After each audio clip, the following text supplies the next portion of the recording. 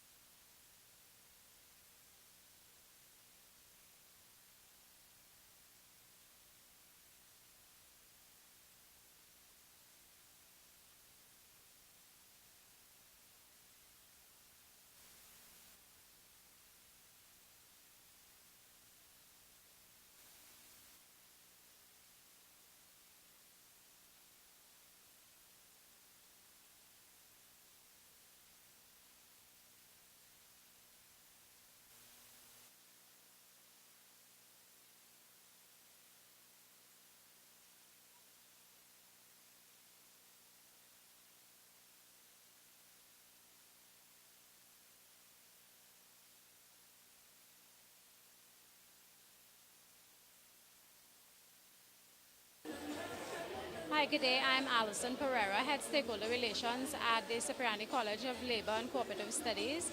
And today we're here to promote our programs. And one of the major programs that we have to offer is our labor studies. I- our labor studies starts at the 10 Saturday program. We have certificate, diploma, associate degree, as well as our bachelor's degrees. We have a number of various programs as well: occupational safety and health, environmental management, human resource management, and a number of other programs that you can check us out for. We are currently accepting applications now, and if you do apply now, we will be waiving the application fee, so come and check us out.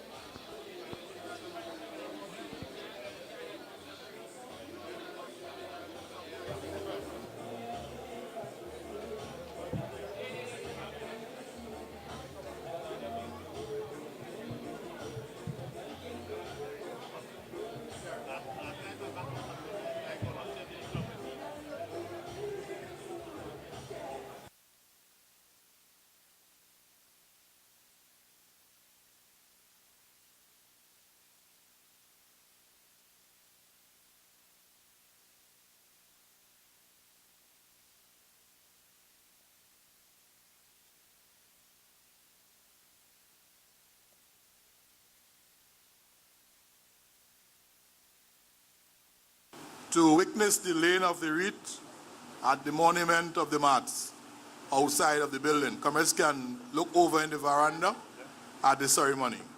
Let me invite the comrades to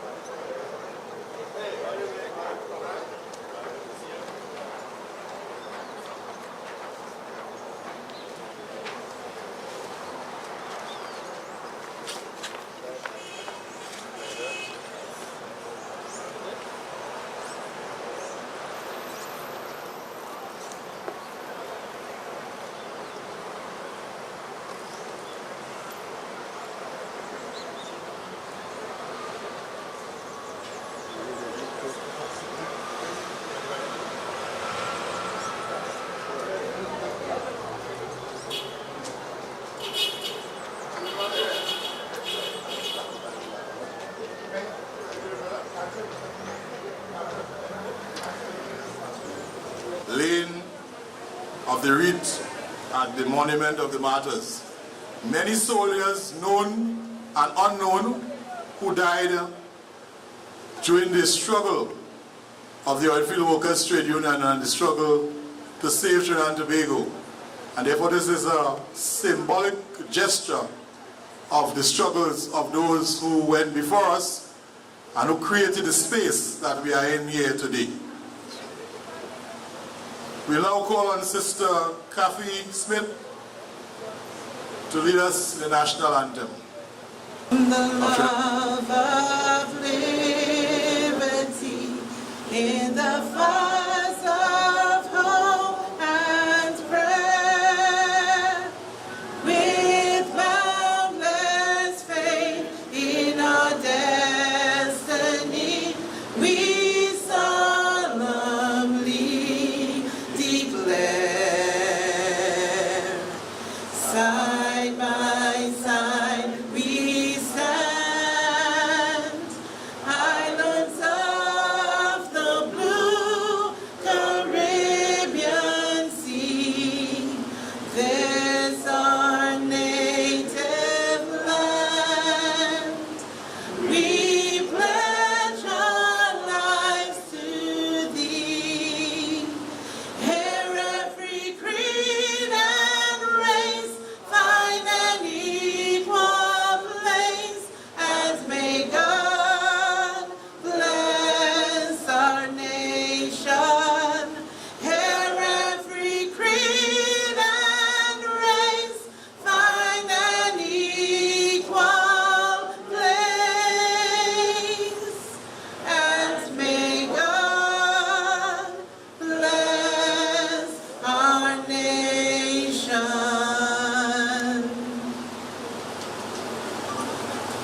Thank you very much.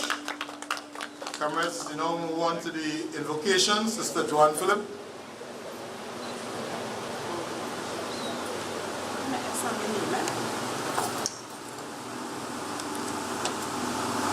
Heavenly Father, we come before you this evening with thankful hearts. We thank you, Lord, for spared life. We thank you for this time and this hour. Father and friend, we ask your blessing upon our conference this afternoon. We ask you, Lord, to put your angels of fence around us. Help us, Lord, to deliberate with your guidance, to speak truth, to speak edifying notes. And Father and friend, this hour, when we leave here, we must all know how our union stands. Father and friend, we ask your blessing upon our President General, Comrade Ansel George Roger. We ask the other executive officers. Father, may you bind them together, never to be broken. Guide, guard, and protect each and every member this hour, Lord God. All our visitors, our guests this afternoon, Lord. We ask you, Lord, that you stay with them. Leave them, neither forsake them this hour, Lord. Father and friend, this organization, Lord, surviving 80 years through your mercy, your tender loving kindness this hour, Lord. Father, we ask you to bless us so that we may see another 80. Father and friend, this hour, all those still on their way, we ask you to grant them traveling mercies for their safe arrival. Father and friend, our homes we left behind, the offspring of our bodies, our families this hour, Lord God. Father, Trinidad and Tobago in a particular manner this hour, Lord Jesus. Our Prime Minister and his executive, our opposition leader and her executive. Father, help them to work in unity, Lord, for the betterment of Trinidad and Tobago. This hour, all these mercies we ask in your most holy name we pray. Amen. Comrades, could you please stay standing while we observe 1 minute silent for all those comrades who were here last year and not here with us, and also recently one of our comrades from the Faizabad Paloseco branch, Comrade Kobe Mohammed, who passed away. 1 minute silence.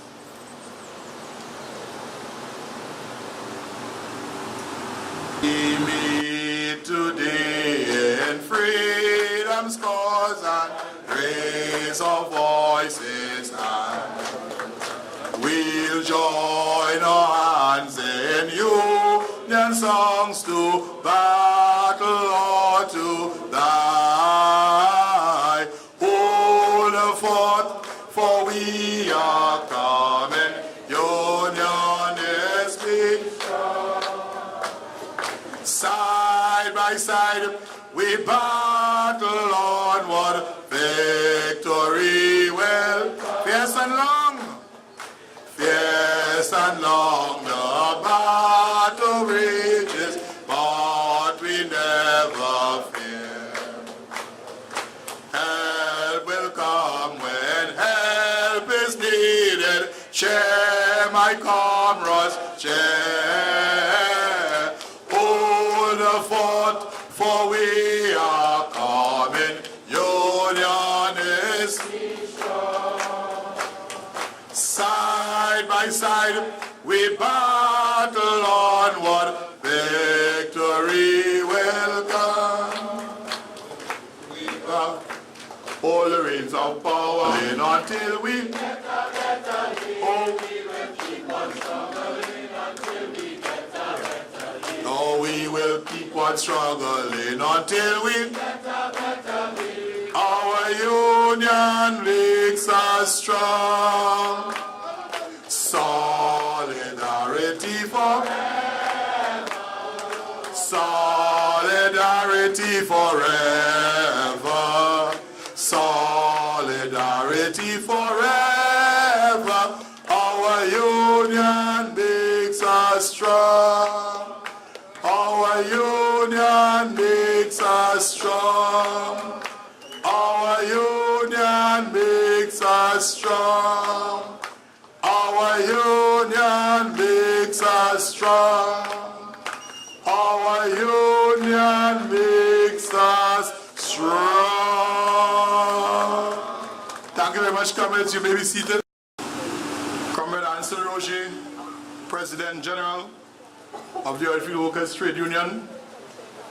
Comrade Richard Lee, General Secretary of the OWTU, executive colleagues, feature, address, speaker, Comrade Marino Vani, distinguished guests, ladies and gentlemen, comrades all, good afternoon. Today, on this 78th conference of the Oilfield Workers Trade Union in our 80th year of existence,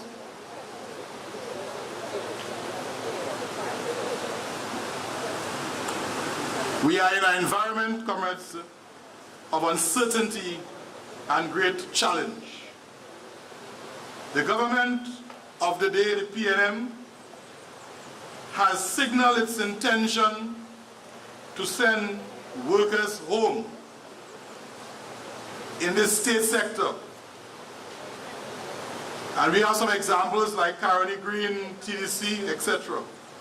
The private sector, following, looking at the government, they are also putting in place systems to send workers on the breadline.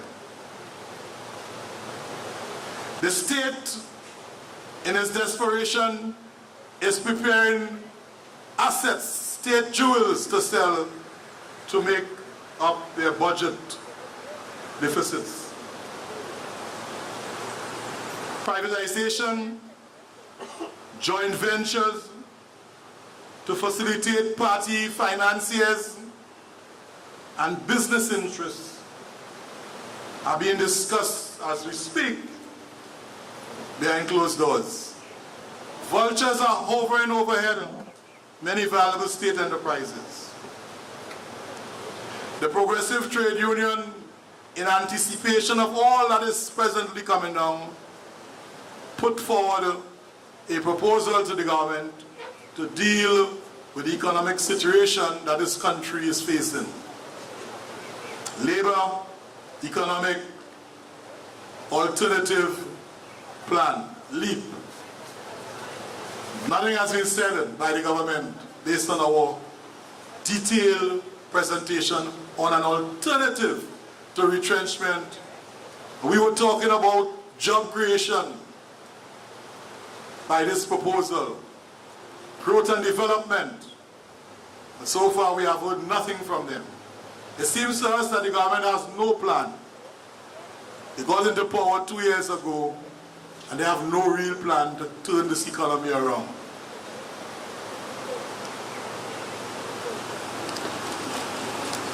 This evening I'll be very short, comrades, short on words, because we have to do some planning. We have to respond to the threat, imminent threat that is before us. And in the next 2 days, this Oilfield Workers Trade Union, we are going to prepare that groundwork, because we have a point, we have to say it before, no worker must be placed on the breadline. We will defend the working class with everything at our minds. Comrades, this 78th Annual Conference of Delegates, we have to deal with some serious issues. We have to deal with job security, job creation. That is in our economic plan. We have to deal with food security. I haven't seen Comrade Shiraz here, talking about farm pep. And we're also talking about agriculture cooperatives, where we must now decide and plan to feed ourselves and to stop exporting our dollars and bringing in food that we can produce right here in Trinidad and Tobago. Crime and violence, comrade, this whole society. Every day, murders, crimes all over the country. And the criminals are smiling because the detection rate is very low. We have to talk about workers' wealth.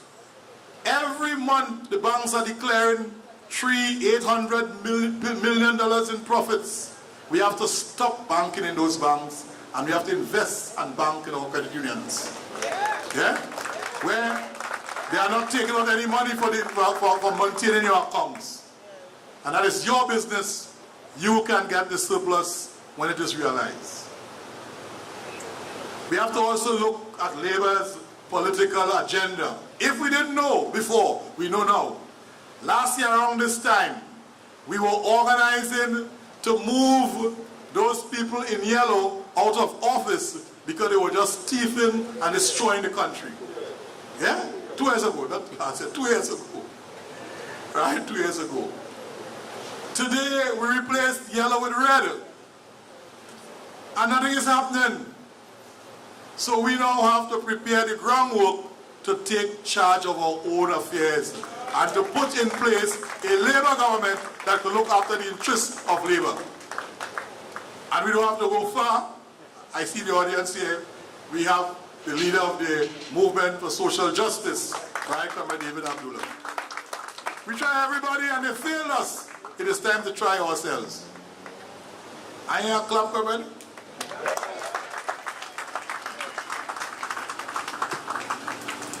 And therefore we have to discuss preparing for good governance post-2020.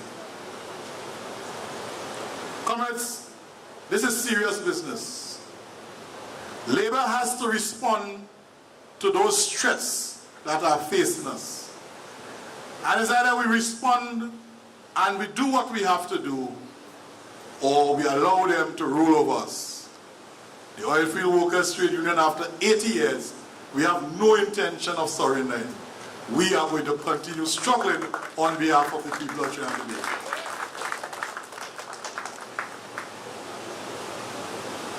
Comrades, it is an honor and privilege to officially declare this 78th conference open. Thank you.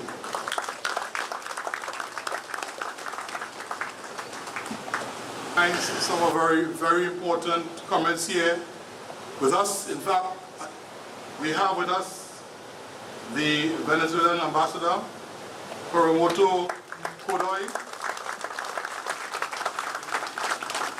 We have Dr. Nolly Clark with us here, friend and comrade, dear friend and comrade. We have comrades of the trade union movement with us. We have the leader of the movement for social justice, Comrade Abdullah. I recognize Mr. William Guadalupe of the cooperative movement.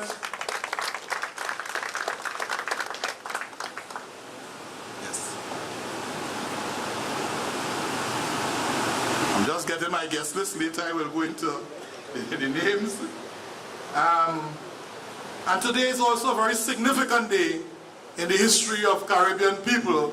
Today is the birthday of Comrade Chavez, Hugo Chavez, former president of Venezuela.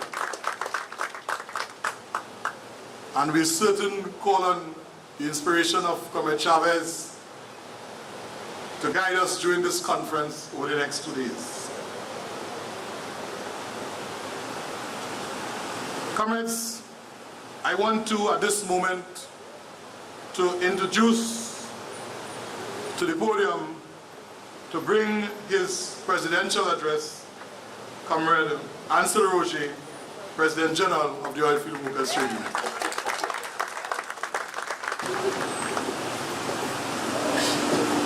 Permit me, Comrade Chairman, before I go any further, to join you in recognition of the birthday of a significant world leader, regional leader, a figure larger than life that would have impacted the lives of so many people throughout Latin America and the Caribbean.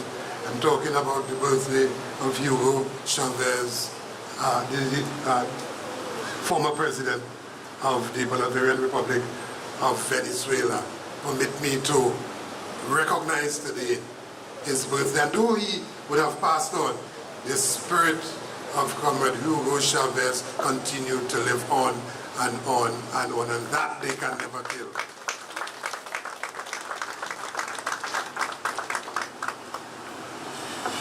Comrade Chairman of this 78th Annual Conference of Delegates, our union's first Vice President, Comrade Carlton Gibson, our featured speaker, Comrade Marino Vani, Industrial Regional Officer for Latin America and the Caribbean, Her Excellency Coromoto Kodoy, Ambassador of the Bolivarian Republic of Venezuela, political leader of the Movement for Social Justice, Comrade David Abdullah, our friend and comrade, the tireless Comrade Reverend Canon Nolly Clark, elders of the trade union movement here with us this afternoon, and I have to single out two for mention.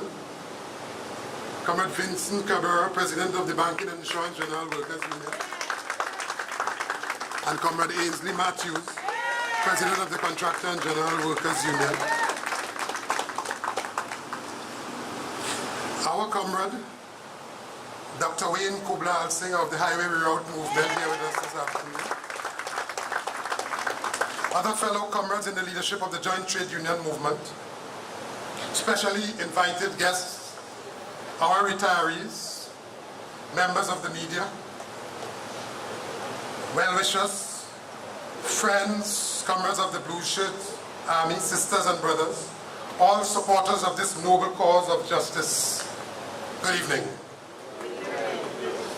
Comrade Chairman, I always start by paying my humble respect to our founding fathers all the past leaders, the martyrs, our foundation members, and workers generally, all of whom through their sacrifices and significant contribution, dedication and commitment to struggle would have cleared the path and laid the foundation for this militant, independent, progressive, and noble trade union. But this evening, I want to pay even more special respect and homage to them as we celebrate and recognize the remarkable achievement of our union attaining 80 years. Permit me, Comrade Chairman, at this point to request that this 78th Annual Conference of Delegates recognize by acclamation the 80th birthday of this powerful institution called the Oilfields Workers Trade Union. It is often said that a society that has no respect or regard for the invaluable contribution of its elders is like a rudderless ship and is one that is destined by that very action to bring about its own demise. That is why, Comrade Chairman, as the 5th President General of our great union, it is with great pride, honor, privilege, and humility that I feel duty-bound this evening, as I did 5 years ago for the 75th anniversary of our union, to recognize posthumously the very first executive of the OWTU who were elected on the 25th of July 1937. They are some of the most prominent among our founding fathers. The following comrades are the first trustee, Ramratan Madhu and Alexander McNeish. They were the first trustees. The first treasurer, Frederick James Morgan. The first assistant general secretary, Caleb Roach. The first general secretary, E.R. Blades. The first second vice president, John F.F. Rojas. The very first vice president, MacDonald Moses. And the very first president general of the Oilfields Workers Trade Union, and also the All Trinidad and General Workers Union, but the very first President General of the OWTU, none other than Adrian Kohler Rienzi. They, along with many others, have given us and the people of Trinidad and Tobago an institution that lasted 80 years, an institution that has undoubtedly helped shape the political, economic, and social landscape of Trinidad and Tobago. A formidable institution that is well poised to last another 80 years and countless years to come. Their sacrifice, the sacrifice they made then to ensure that workers and the people received their just due, was truly remarkable. And what makes it even more incredible is that these founding fathers and mothers were ordinary workers, including the unemployed men and women and young people.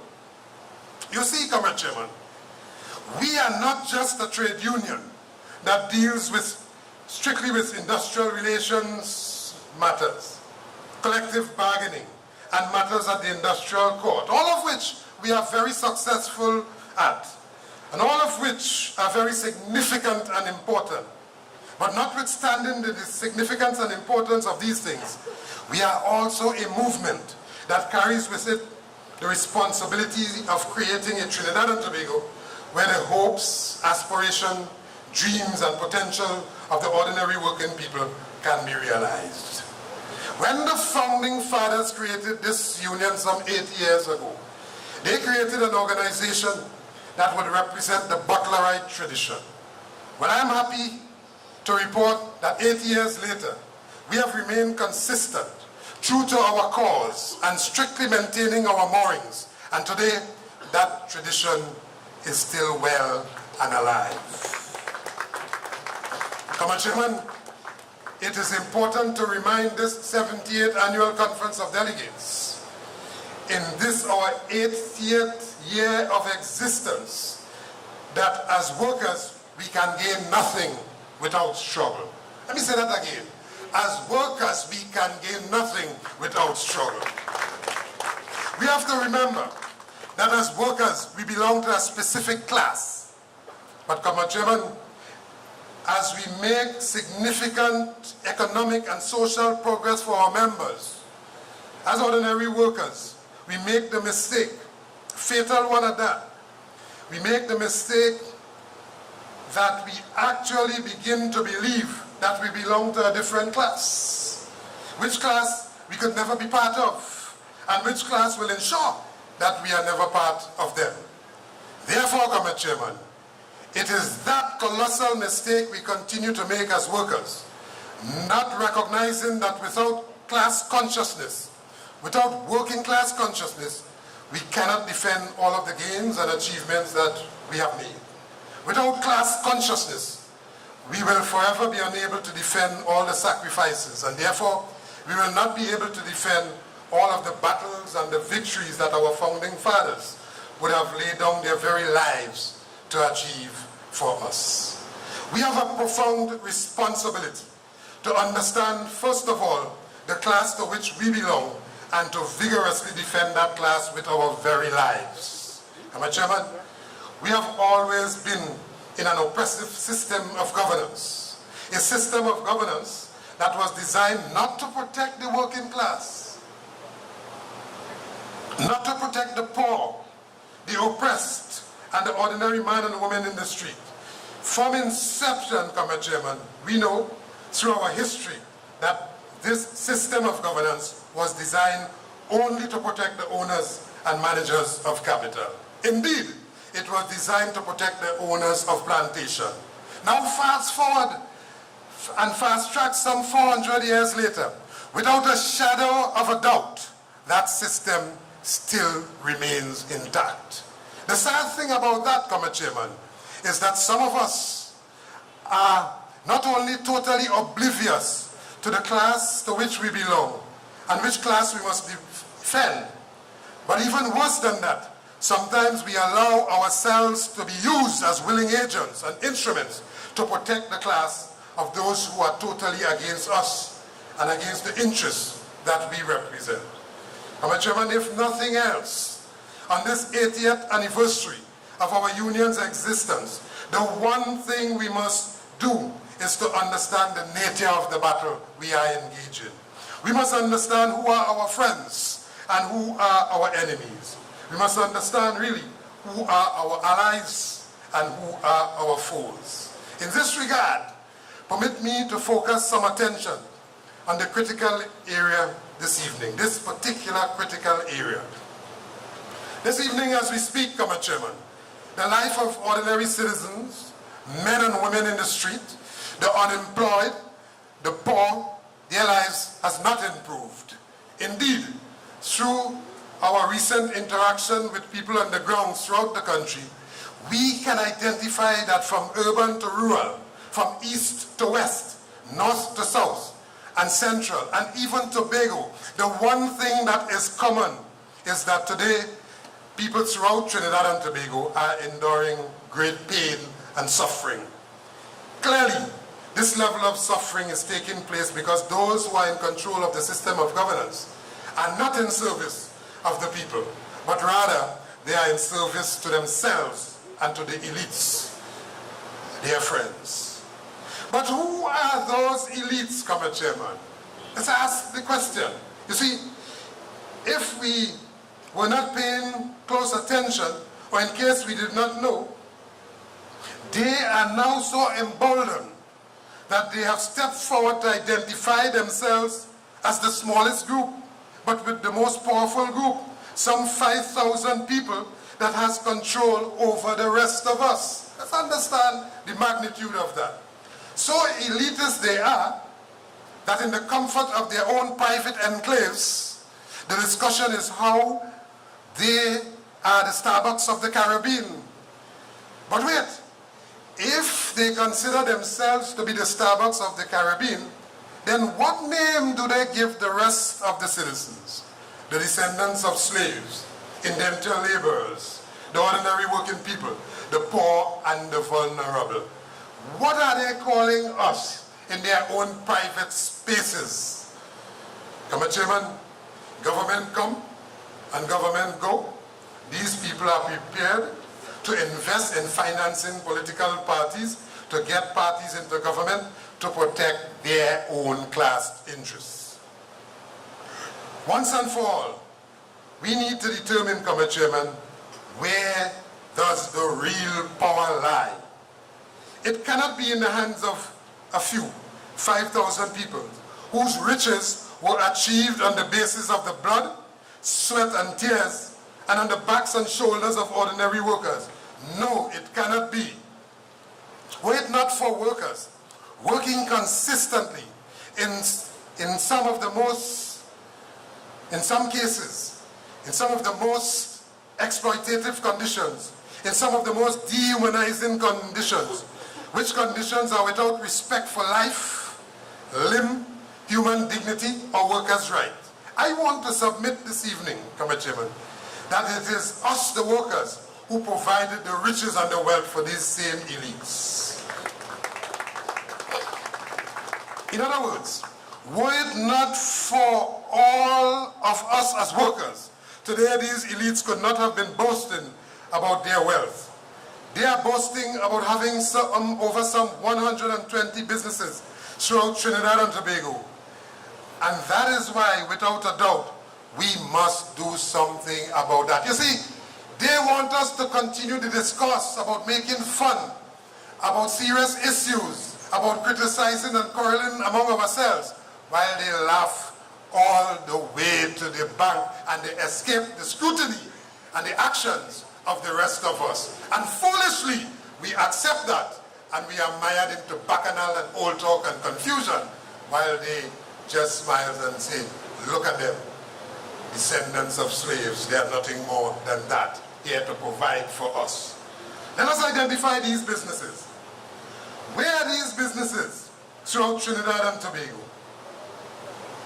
Where are these businesses that trade under different names? As workers, we use our hard-earned dollars every day to support them against us. We must identify all of these businesses and begin a massive boycott to show them the power of the people, the real power of the rest of all of us. We must take control of this entire system of governance. Indeed, Mr. Chairman, what is required now is a total radical overhaul of the system. We need to break down this blasted system and rebuild a new system. A new system that does not serve the elite, but one which serves the ordinary man and woman in the street. A system that serves the youth, the poor and vulnerable, the unborn children, the future generations. Indeed, it must be a system that protects the entire Trinidad and Tobago. Mr. Chairman, these politicians came to you 2 years ago, as they would come to you every 5 years requesting that you give them the job to improve the quality of your life. But these same politicians, having received your vote and attained office, they are now prepared to be mere puppets of their elite friends. Clearly, they are not in control. Therefore, the people who are in control are those who pull the strings from behind the scenes. It is these same people who are given multi-billion-dollar contract annually. They are the people who determine who should sit on state boards, who occupy top positions of influence and authority in state enterprises, and they even decide who should be government ministers and which government ministers should be removed or fired. They exert all this powerful influence for the simple reason of being able to cash in on their political investment at the expense of the rest of us. As inexperienced and unqualified persons are placed in top position in state enterprises, from government to government, there is no real concern about proper and successful running of these entities. It is for this reason we have so many challenges with our state enterprises. Mr. Chairman, our major state enterprise, Petrotrin, the petroleum company of Trinidad and Tobago, today is in crisis. We have been saying so for years, and we were the ones that insisted that the company be urgently restructured. Not the government before, not this one. We were the ones that were saying that and insisted that the company needs to be urgently restructured. Nevertheless, today we insist that this restructuring must not be used to send workers home. We want to say at this 78th Annual Conference of Delegates that we do not accept the privatization of Petrotrin. We will not accept that. The retrenchment of any worker at Petrotrin, the lease out and farm out of Petrotrin's acreages to friends, families and finances of the government. We will stoutly resist any attempt to give away this national patrimony to the elites or friends of the government. Any form of privatization will simply transfer public interests into the bank accounts of private interests and would certainly deny citizens the opportunity from benefiting from the resource of the land. Recently, we observed Professor Andrew Jupiter, the recently appointed chairman of Petrotrin, that he was hounded out of the chairmanship by the government because he was not prepared to, because he was not prepared to go along with them, but that he was prepared to work with the union in the interest of rebuilding Petrotrin. Despite the initial progress made by beginning to turn around the production, starting the process of cleaning up the corruption in the company, the government was not satisfied that their people was in place, and therefore they hounded the chairman out. And now we are hearing of their choice of chairmanship in name of a person with a proven track record of failure and questionable corrupt dealings with contractors. We await, Comrade Chairman, we await patiently, and we are well prepared to radically resist anybody who is favored and handpicked by this government, but who does not hold Petrotrin and the country's interests at heart. We will deal with that person from the very first day, if they take God out of their thought. Comrade Chairman, it is as though we are now requested to give these elites permission to take their whip and beat us into submission, just to ensure that their profit margins and their position in society remains guarded and protected. How else do you explain the issue of the Ministry of National Security receiving an allocation every year of some $5 billion? In the last year's budgets, this allocation reached as high as some $7.2 billion, with the major part of that going towards what? Government contracts. These elites are given government contracts to transport accused persons and inmates. They are guaranteed that food on their table year after year. Government come, government go. But as citizens, we continue to feel unsafe and insecure. While this occurs, with their huge guaranteed government contracts, they simply laugh all the way to the banks. Their interest is not to protect us, or for that matter, has anything to do with justice on time or not on time. But clearly, it is to protect their over-bloated bank accounts. That is their interest. Comrade Chairman, how else do you explain the massive food import bill annually when the country cries out for a shortage of foreign exchange? How do you explain that? How do you explain the neglect for local agriculture and the neglect for local farmers? How do you explain this when there is a definite need for food sovereignty and food security for all of our citizens? Support for our local farmers will guarantee not only that we would eat more healthy, but that we will save our precious foreign exchange. But unfortunately, from government to government, including this one, Comrade Chairman, this is not the case. No accent, no priority is placed on local agriculture. Comrade Chairman, how else do you explain the scarcity of foreign exchange for the average man and woman in the street? Or for that matter, workers who have to support their children studying abroad, or workers who having worked hard for entire year or for years and now wanting to visit family abroad for holidays and recreation. They are told by the banks that they cannot get even 1 cent of foreign exchange. How do you explain that? How do you explain amidst thousands being denied foreign exchange, that you have a clique of people who continue to be given this foreign exchange to import foreign goods and apply huge markups on these goods and then resell it at exorbitant prices to an unsuspecting public. In this same system, while we cannot get foreign exchange, they have no problem in receiving foreign exchange at their leisure. Comrade Chairman, how else do you explain that ordinary citizens cannot get medication, medical supplies or beds in the hospital, whilst others are able to use their wealth to obtain quality health care home and abroad? It is clear that this system of governance is not benefiting the ordinary working people and the poor. In fact, it is only benefiting the elites and the multinationals over the rest of us. Comrade Chairman, recently we were amazed to hear commentary coming from so-called progressive voices in the society in their response to our call for BP to honor our sovereignty and to honor our local laws relating to health and safety and good industrial relations practices to our citizens. Without apology then and now, we said that if BP could not honor our laws or our sovereignty, they should take their blasted platform and go.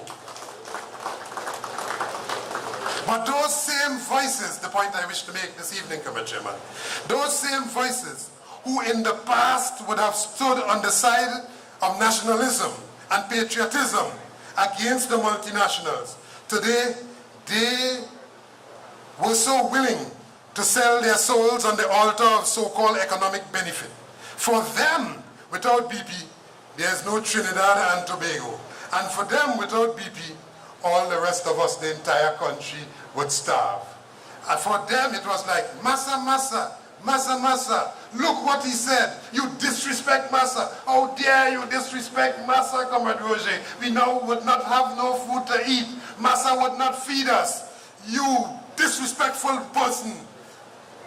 Genuflect and beg Massa for forgiveness. Well, this 5th President General of this Oilfields Workers Trade Union will never ever apologize for doing the right thing in the interest of Trinidad and Tobago.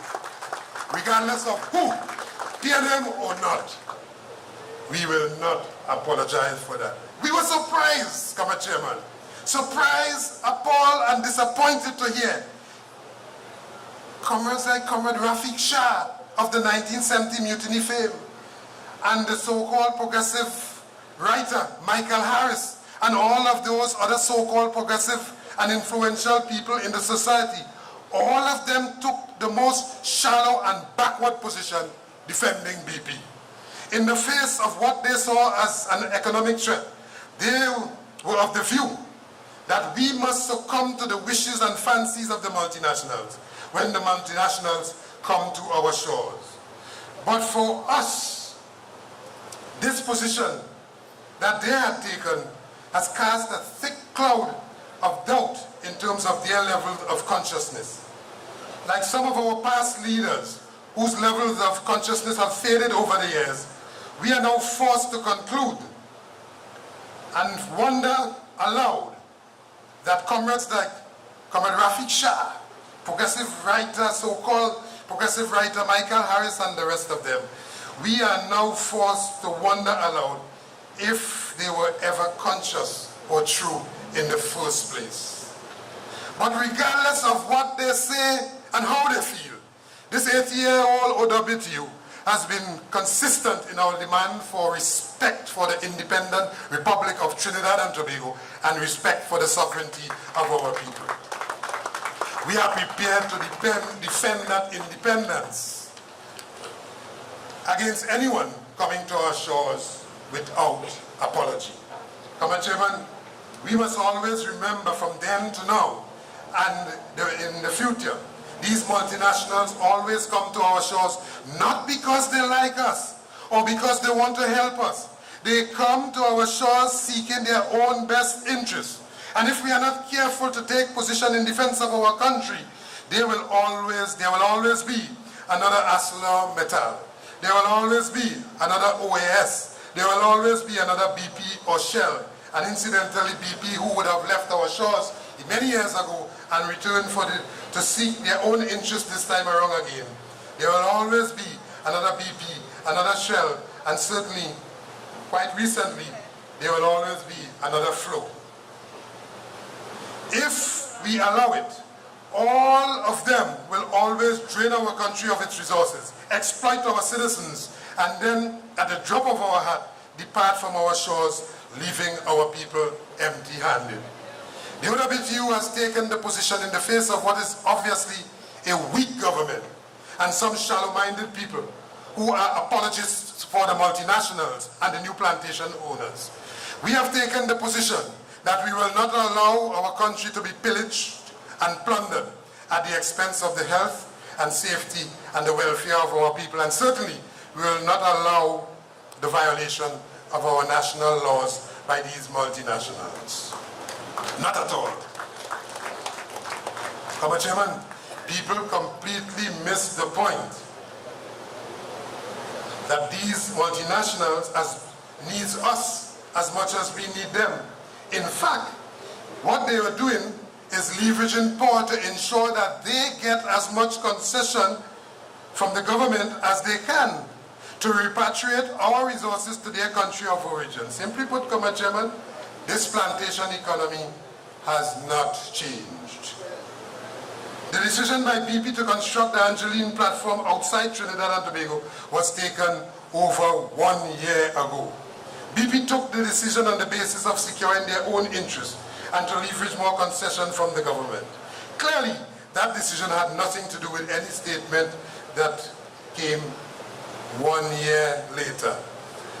But like back on the plantation, Mr. Chairman, like back on the plantation, while BP remained silent, these house slaves, these Negroes, yes, these Negroes, were quick to defend Massa at all costs because of the fear that Massa will not feed them.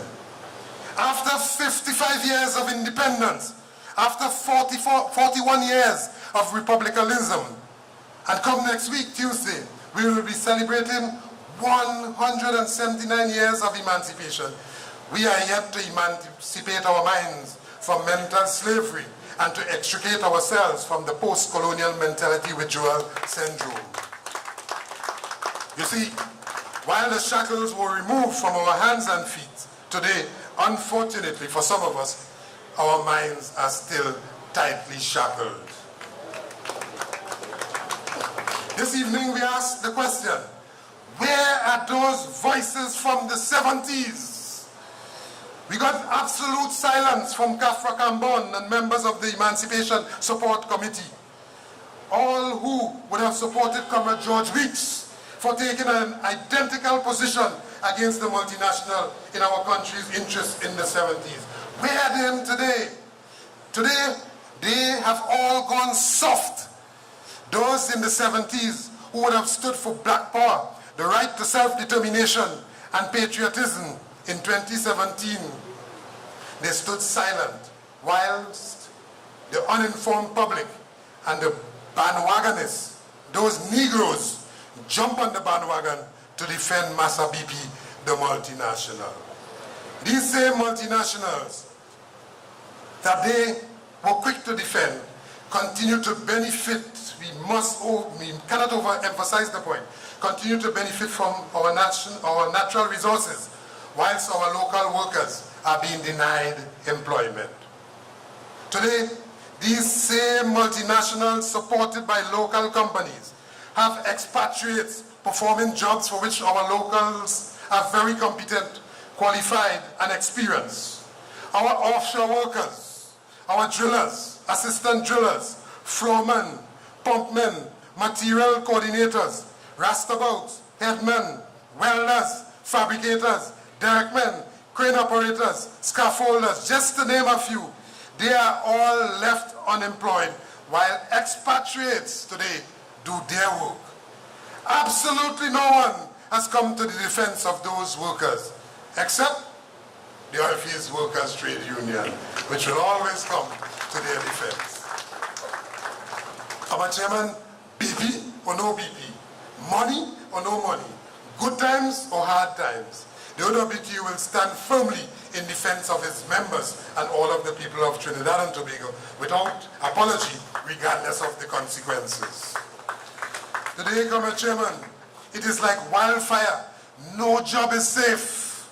It seems that every employer who feels that once his profit margin is threatened, he believes that he must follow the lead of the government and send workers home. The very said workers who throughout the years would have contributed to the success and good fortunes of the same employers and their companies. Therefore, 2 years after they got the job to govern and to protect the jobs and livelihood and quality of lives of all of the citizens, what we are experiencing now is thousands of persons being placed on the breadline with more to go. This is coming not only from the private sector, but thousands of workers are being sent home in the public sector just for the Minister of Finance to balance his books. Comrade Chairman, this reminds me of the perilous situation some 400 years ago with the transatlantic slave trade on the high seas. As the waters got choppy and as pirates threatened, those slave traders actually threw their cargo overboard, actually threw human beings overboard just to maintain their steady course at sea, to reach the shores of the West, to trade their human cargo for profits, as they engage in history's most dehumanizing, evil, and barbaric trade ever. Today it is no different with those employers, including the government, who are prepared to send workers home, decimating families and entire communities. With the blink of an eye, these employers and the government are prepared to send thousands of workers home to maintain their profit margin and the government to balance its books. The situation is no different to some 400 years ago on the high seas. What is even more tragic, Comrade Chairman, is that in some twisted way, today some people actually believe and accept that workers must be thrown overboard just because their party is in government, not realizing that they will actually be the next worker to be sent home. Well, the OWTU has always condemned outright the transatlantic slave trade, whether it be some 400 years ago or whether it is modern day slavery. We are prepared to fight all of these new slave owners, all of these new plantation owners, whether they reside in government or in private interests, to maintain job security and to keep families and community whole. We will fight them nevertheless. Comrade Chairman, amidst all of these retrenchments and threat of more to come, at no point was the trade union movement consulted. Let's make that point. They committed to dialogue, but amidst all of these retrenchments, at no point we were consulted. We offered an alternative, but instead the government chose to close down agency after agency, sending workers home. We offered Labour's economic alternative plan, LEAP, as a solution to grow the economy out of the crisis. It was an alternative to the austerity path of the government and any other neoliberal measure that will reduce workers' terms and conditions, causing significant job losses and further threaten the social fabric of Trinidad and Tobago. The Joint Trade Union Movement presented LEAP to the Economic Advisory Board. We presented it to the National Tripartite Advisory Council and to the Minister of Finance himself. This government simply refused to grasp this opportunity. Instead, their clear preference is to tax their way out of the current situation, increasing taxes across the board. For example, they are so bankrupt of ideas and intoxicated with power that they simply increase the penalty for drunk driving as a measure to increase revenue. According to the Minister of Finance, his light bulb moment is that he can increase his revenue on the assumption that more people will be involved in drunk driving. Clearly, it takes either a madman, a drunk man, or a man very short on ideas to make such an assumption.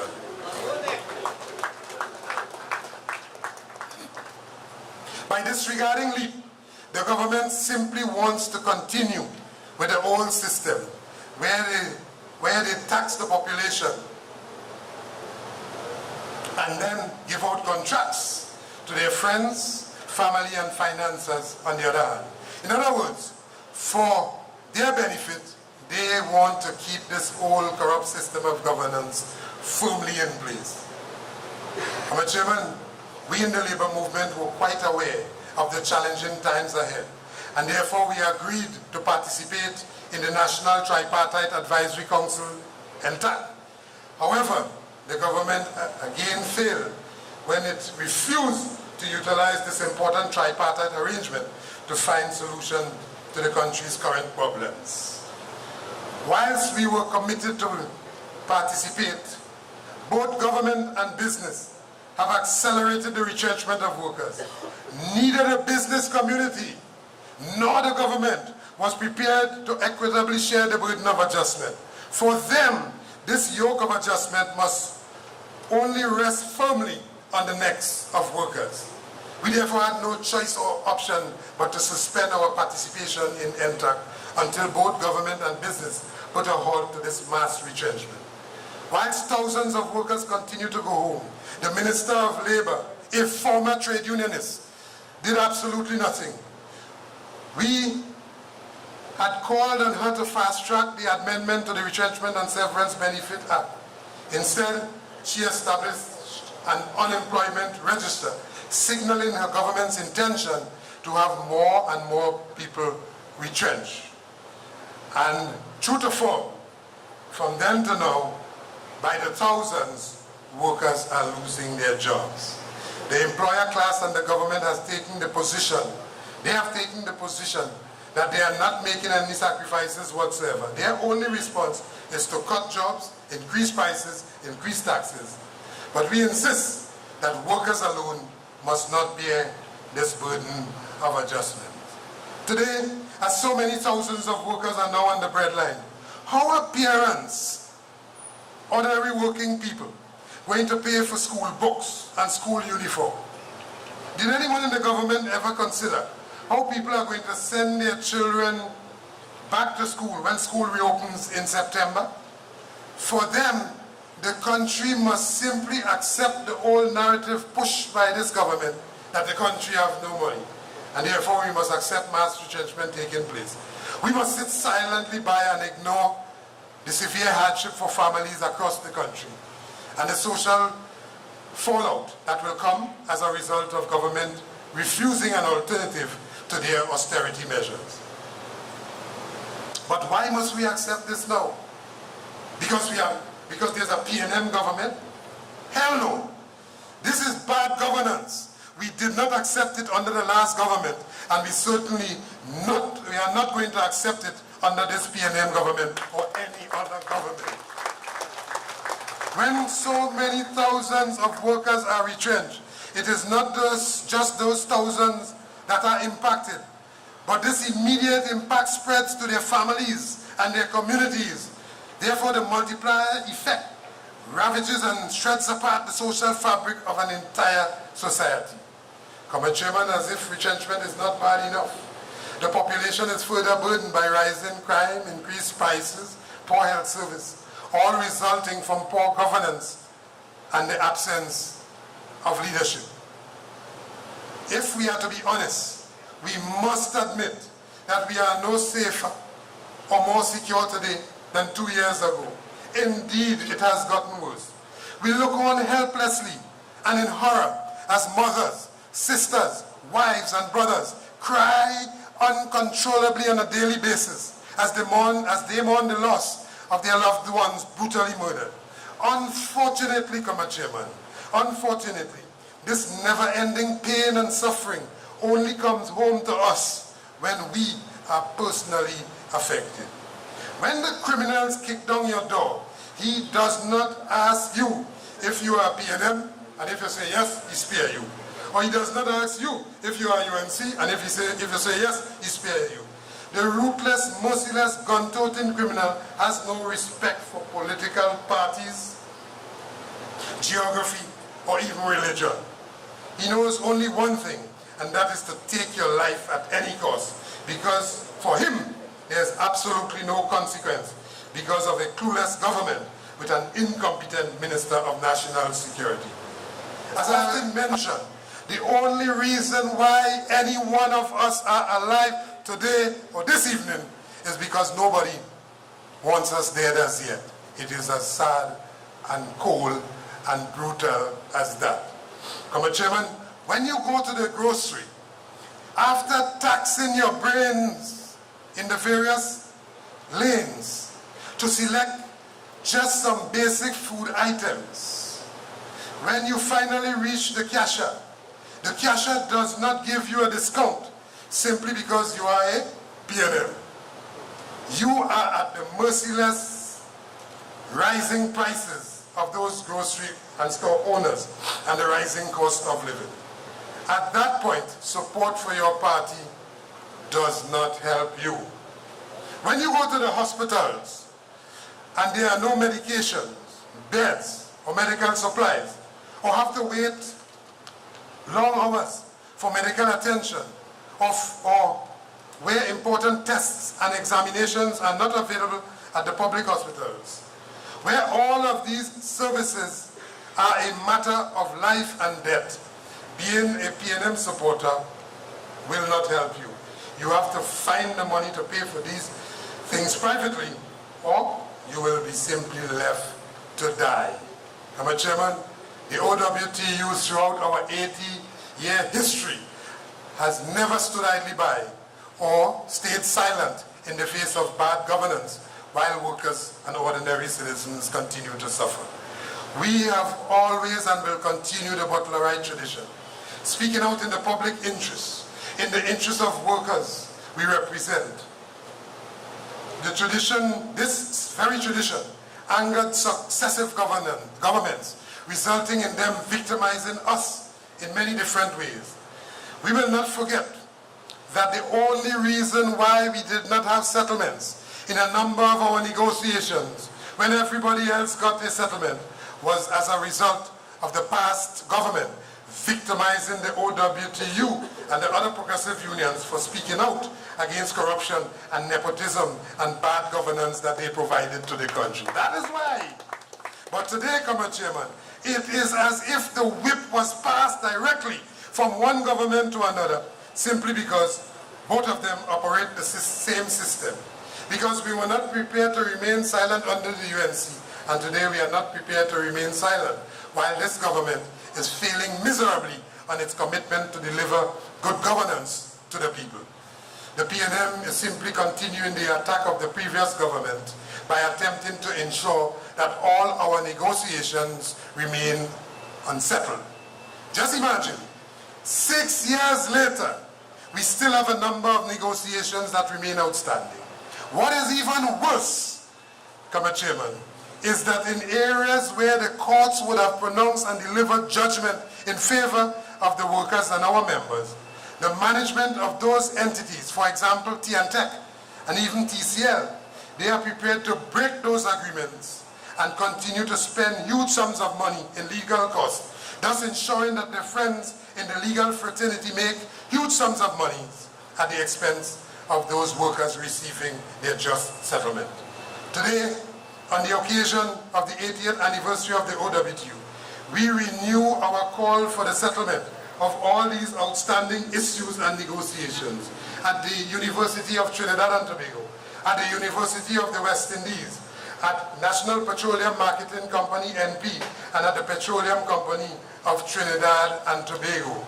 We also call for the immediate full payment of the outstanding cost of living allowance for the NP workers. We also call for the full tranche of the 36%, representing retroactive payment to the TNTEC workers in accordance with the timeline that we agreed to with the TNTEC management.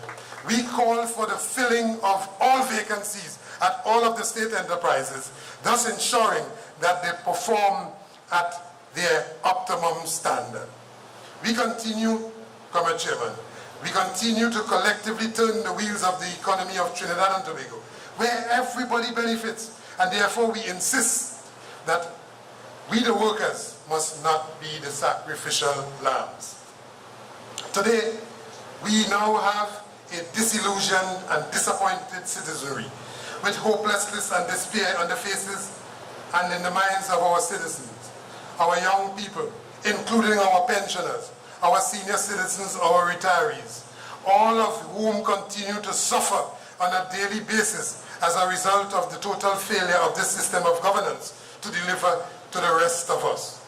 But more precisely, Comrade Chairman, because the country is without proper leadership and stewardship, and it now seems to be rudderless.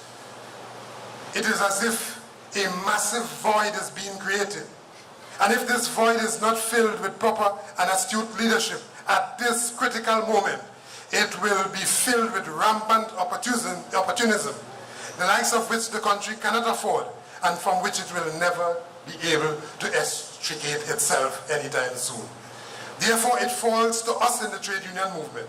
It falls to us in the Oilfields Workers Trade Union to take our role and responsibility very seriously.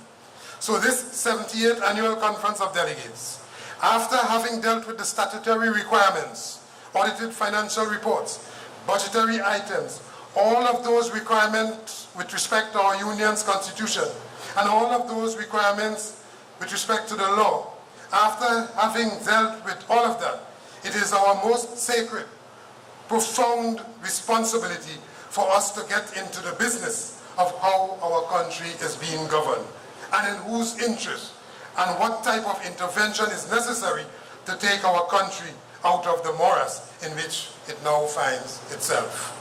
Mr. Chairman, that is why on Labor Day this year, June 19th, in Faizabad, the entire trade union movement would have made a call for the intervention of every patriotic citizen. At this crucial moment, every citizen that is with the understanding and deserving of a better Trinidad and Tobago, we call on them to join us in this noble cause to march forward for justice for all of the people.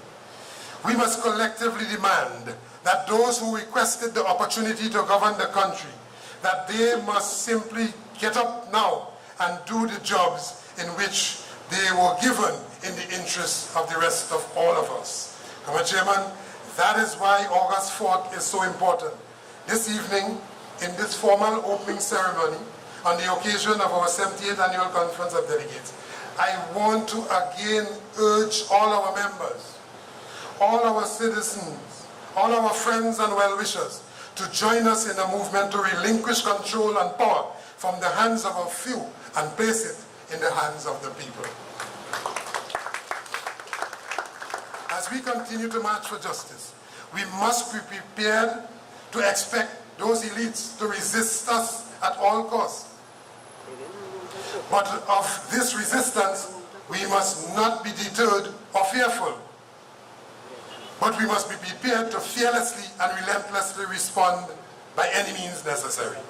The employer class has already begun to intimidate workers against taking action in their own interests. Therefore, we were not surprised that on Wednesday, the 26th of July, that's this week, in the Newsday reported that the ECA is urging workers and unions not to strike. Now, we are not striking it. We are taking action because there are these few elites in the country who are benefiting at the expense of the rest of us. And we want to exert our real power in the interest of all of us. We are not striking, at least not yet. And therefore, they are urging unions and workers not to strike. They are talking about the realities of this country's economic environment. But one day later, after they made that statement, one day later on Thursday, the 27th of July, it was reported that Republic Holdings recorded a net third quarter profit of just below $1 billion. This is the contradiction and the true nature of the battle. We have no choice. Now is the time. Now is the time for us to embrace our own destiny. We have a responsibility to follow religiously the Butlerite tradition and to break out of this outdated system of governance and usher in a new and different type of Trinidad and Tobago for all. It is clear that all attempts at achieving this vision of a just society with the old political order in this old system of governance will not provide the answer. Our hope for a different future with a better Trinidad and Tobago must start with the belief in ourselves as the working class, as the ones who turn the wheels of the economy and the creator of our country's wealth. For a more equitable and just society, we must fearlessly aim to take control of it, taking it away from the few on behalf of the many. We must create a new order, a new system of governance which gives power to the people to determine their own destiny on the basis of equity, social justice, and a decent standard of living for all. Mr. Chairman, we must support and navigate our very own vehicle straight into the corridors of power, so we can truly say and sing that those who labor will hold the reins of power. Mr. Chairman, it is only in this new construct that we can find guarantee for a better quality of life for all of the people as we collectively go forward ever and backward never. Forward ever and backward never. Forward ever and backward never, because we will never, ever, ever, ever surrender. I thank you. I'm going to debate tomorrow. Comrades, at this point in time, I want to introduce to the audience a former national, we're going to tone down a little, former national Calypso monarch of Trinidad and Tobago, a queen in all rights, a mother, an icon in the Calypso world. Let us welcome Singing Sandra to do a number here tonight.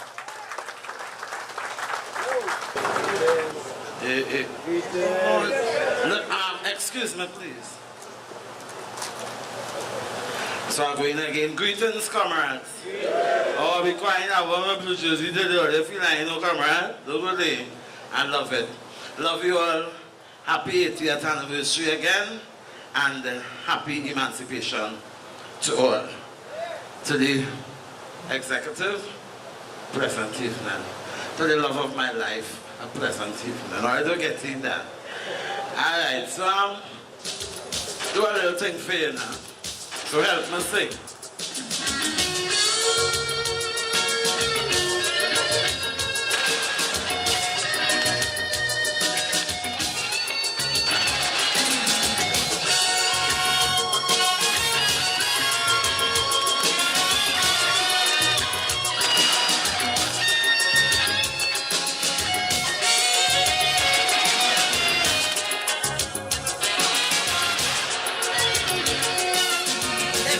And destruction from ever since time began has been inflicted time and time and again by man against fellow man. The man wouldn't learn from history, it makes him more violent, producing deadly weaponry with nothing but evil intent. So the war could never be over, peace could never be seen, as long as man in his quest for power keep destroying. Hello, human beings. Hello, human beings. I'm telling you, nobody. You're singing with me, right? When you really look at it, nobody wins a war. Because the agony of defeat will linger. Nations still hating one another and superpowers. They're looking for more power. As long as violence and aggression still dwell in the hearts of man, brother, the war will go on. It cannot be won. No, no, no. The war will go on. It cannot be won. Fallout from war is chaos. Plenty agony, plenty pain. Economies left in shambles that may never rise up again. Collapse of the money system. Disruption of foreign trade. People turning against their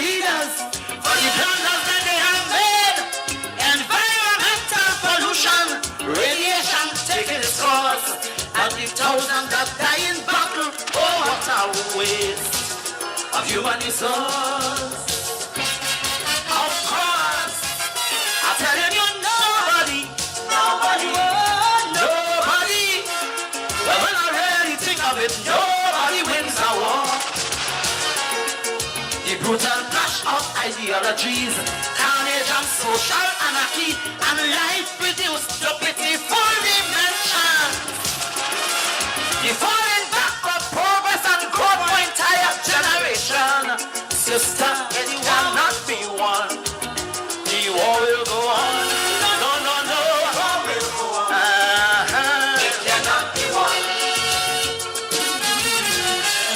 Be like, ay, ay, ay.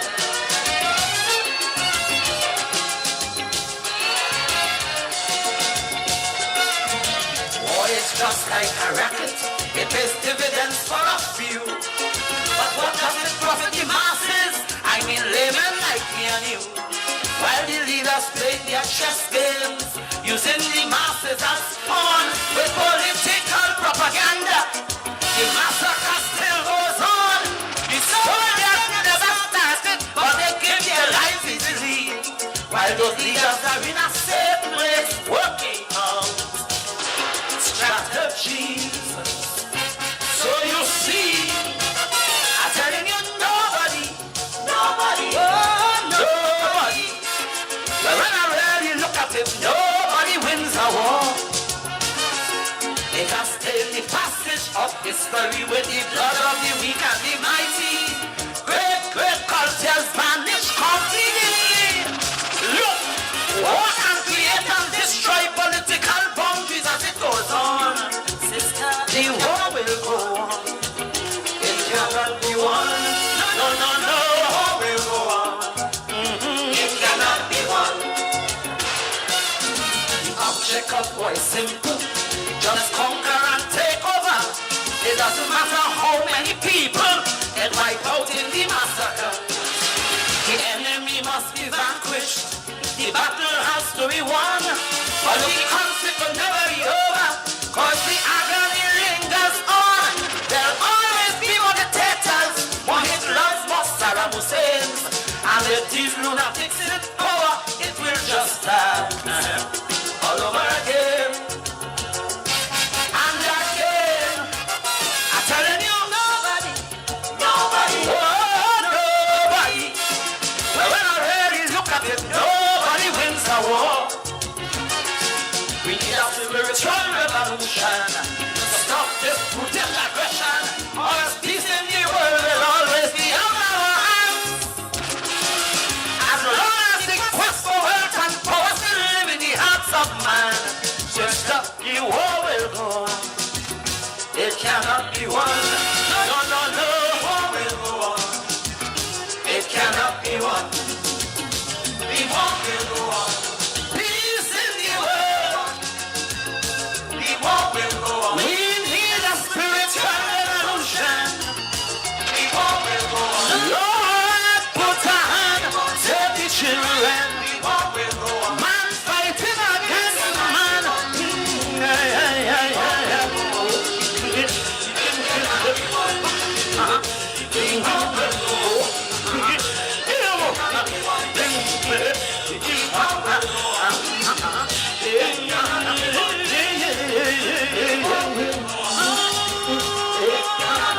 Spiritual revolution. Spiritual revolution. A spiritual revolution. Thank you. Between, right? I had it in. But I just want to share something with you right now. I want to give God thanks and praise, and to say thanks to the Emancipation Support Committee, who is honoring me for Emancipation 2017. And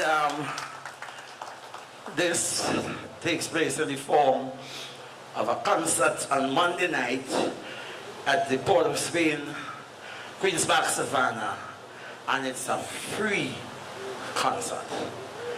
So, all who could come and have a nice little time with me, I wouldn't be singing. I'll be sitting in the audience watching my children and them sing my songs.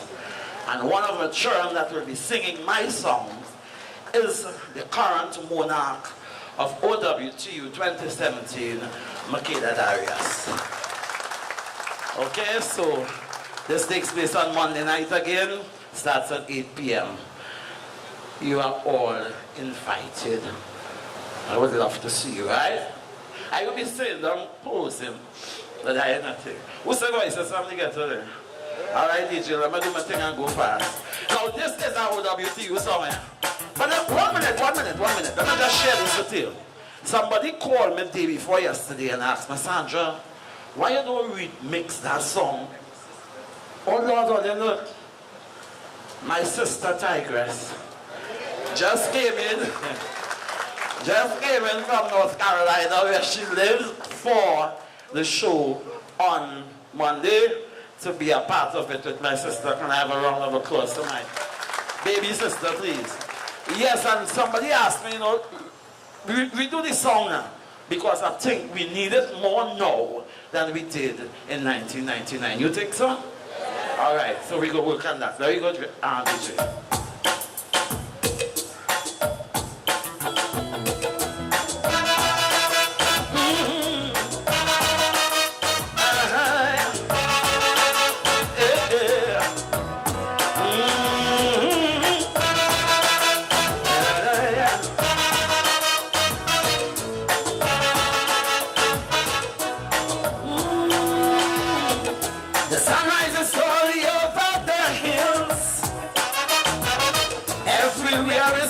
Sunlight, but still, most nights with Saturdays are crowded.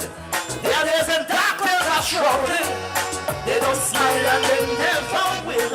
Only vultures get their fill. Empty promises is what they hear. No running water from year to year. Hearts that no one desire.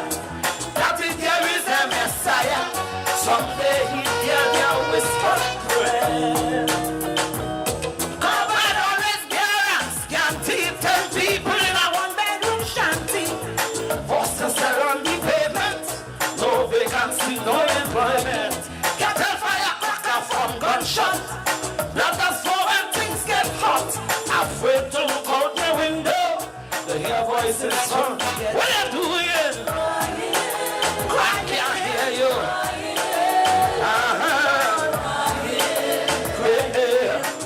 Voices from the ghetto crying. Oh, yeah.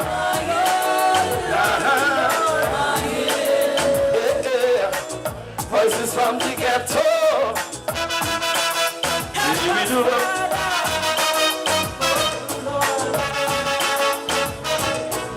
Sad.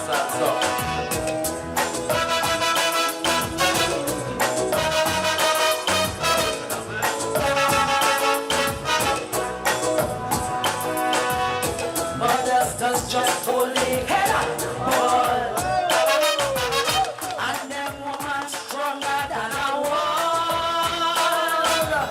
A big pusher, iron she daughter. Son in name for manslaughter.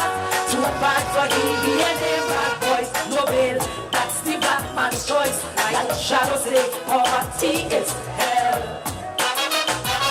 She let the girl child belly start to swell. Some say life is a cycle, but the not she no circle. Well, it all end only time will tell. Outside the siren keep howling, inside your belly real growling. Police raid very often, since the measuring a coffin. One night in bed you're sleeping, next night is awake that you're keeping. So you pray and don't win the lotto. Not to hear voices from the ghetto. Crying,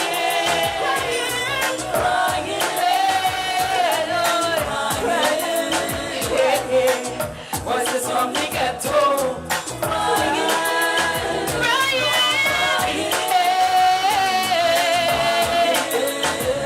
Thank you, Auntie. Voices from the ghetto. Come on here.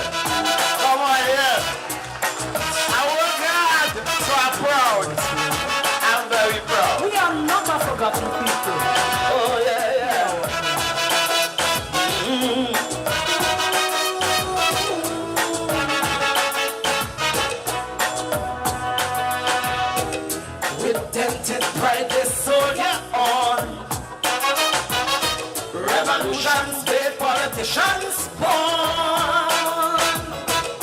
And nothing their tragic story brings out journalist glory. No wonder they view the world with scorn. Since the day they're born, some call them rebels without a cause. These social victims of unjust laws, but yet they christen the heroes, renegades, desperados, forever knocking on heaven's door. Hear me? Still my music shatters the silence. Harmony to conquer the violence. Big men run when cops approach, fighting for scraps with the cockroach. Young just themselves protecting, almost every young girl expecting. So tomorrow, next in a borrow, there'll be another voice from the ghetto.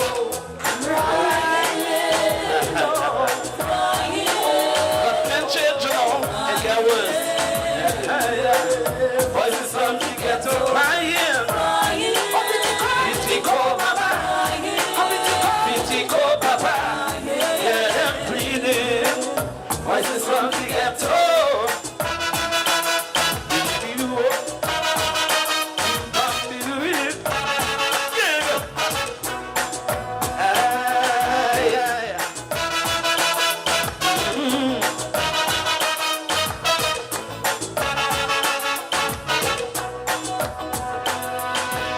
Social amenities, Lord, heaven knows. Opportunities are them always closed. Can't get what once in white collar. So if I can't stretch your dollar, it's later for me to have a smoke the pipe. I'm just short of bed from crime. Life does rape, dignity and pride. Till there's only bitterness left inside. And every day is a hustle. Arguments are settled with muscle. Till you're 6 feet deep and 3 feet wide. Children through life keep on drifting. It's something they're smoking or sniffing. Or maybe they're trying to forget this life of misery and regret. No one to come to their rescue except Caperton and Buju. So their boom boxes they let go. The drum voices come together but they're crying. Crying. We're still crying. Crying. Crying. Voices from the ghetto. Crying. I was born and bred in the ghetto. I know we are talking about, you know, but let me tell you this. Sister, I from the ghetto. So I know where I was born and bred in the ghetto. Enjoy the rest of the day. I from the ghetto.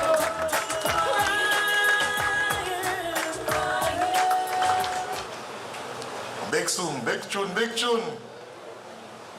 Comrades, we want to bring to the podium our feature speaker.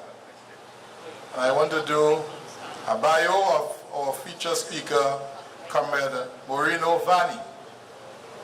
Comrade Vani is originally from the National Confederation of Metal Workers, CUT.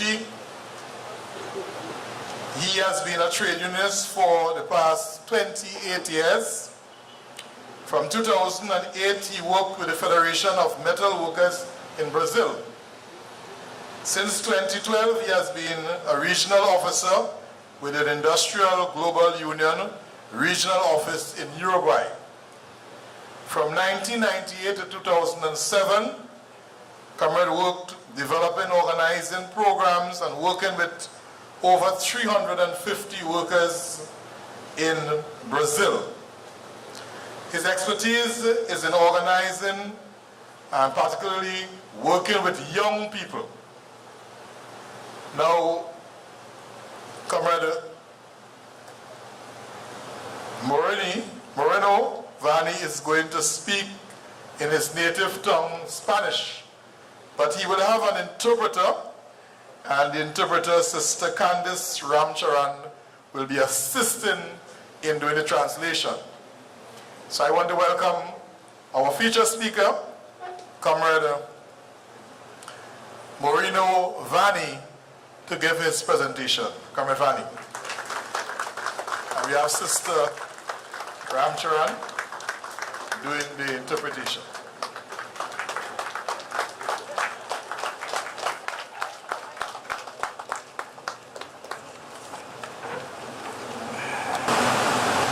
Buenas noches, compañeras y compañeros y camaradas del Sindicato de Petroleros de Trinidad y Tobago. Good night, comrades. En nombre de nuestro compañero Testing 1, 2. Good night, comrades. I would like to thank the Oil Field Workers Trade Union for this opportunity this afternoon. queremos agradecer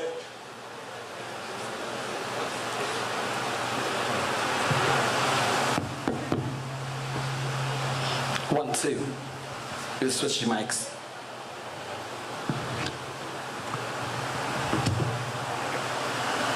So Comrade Marino would like to wish everyone, all the comrades here present, a good evening, especially to the Oil Field Workers Trade Union. Queremos agradecer al compañero Ángel Roget, presidente del sindicato, y también toda su ejecutiva por la invitación a Industrial. En nombre del compañero Walter Sánchez, nuestro secretario general, extendemos un saludo a todas las compañeras y compañeros de este grande sindicato que es afiliado a Industrial. So I would like to especially greet President General of the Oil Field Workers Trade Union, Ansel Roger, and the members of his executive, and convey warm greetings on behalf of my Secretary General, Walter Sanchez. Nosotros somos una organización con más de 50 millones de afiliados en más de 140 países en el mundo, sindicatos que vienen de la industria, y para nosotros OWTU es un orgullo estar entre nuestras afiliadas. Tenemos mucho orgullo de ustedes estar con nosotros a nivel global. And our organization represents over 50 million workers affiliated in over 140 countries. So, and representing industrial workers. And for us, we are very proud to have the OWTU as one of our affiliates.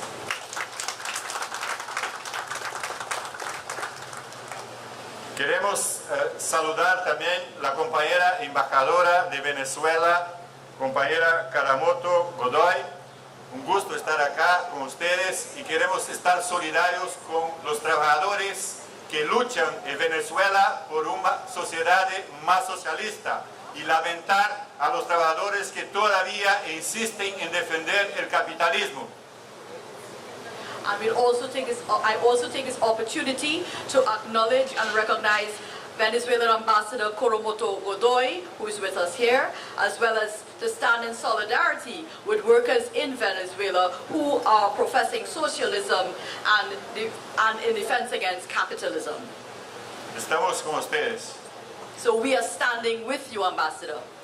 También queremos saludar todas las compañeras y líderes de otros sindicatos que están acá presentes y felicitar a todos los compañeros y compañeras que construyeron estos 80 años de lucha y de defensa de los trabajadores de Trinidad y Tobago. Felicitaciones a todas ustedes y a todos que lucharon antes de nosotros por construir esta casa y esta trinchera para defender el pueblo de Trinidad y Tobago. Y tengo la certeza que este sindicato ayudó al desarrollo y la humanización de esta sociedad, porque así somos como sindicatos. And as well, I would also like to acknowledge the leaders of all other trade unions with us today and congratulate them, and particularly congratulate the OWTU on its 80 years of struggle defending Trinidad and Tobago workers, as well as the forerunners of the persons here today and who have built this house for the workers and who have stood in defense of the workers and the people of Trinidad and Tobago, because I am sure that because of the OWTU, there has been development and humanization of conditions here in Trinidad and Tobago. Sin ustedes, sin los sindicatos, nuestras sociedades serían una barbarie y probablemente estaríamos como esclavos todavía. Los sindicatos son los instrumentos y las organizaciones que más ayudan a desarrollar nuestros países y la humanidad. Felicitaciones por sus 80 años. So again, without you, the trade unions, we would still be subjects, we will still be slaves. And you are responsible, you trade union movement, for the development of countries and humanity as a whole. Congratulations on your 80 years of existence, OWTU. Bueno, ahora me toca hablar sobre alternativas a la austeridad, que es un tema difícil de tratar, pero sí tenemos soluciones, sí tenemos todavía la esperanza de construir un mundo más justo y con menos austeridad. Yes, and at this juncture, I will now go and address the issue before us, which is alternatives to austerity. It is not an easy topic to talk about, but certainly there are solutions and there is hope, because we can together build a more just world for everyone.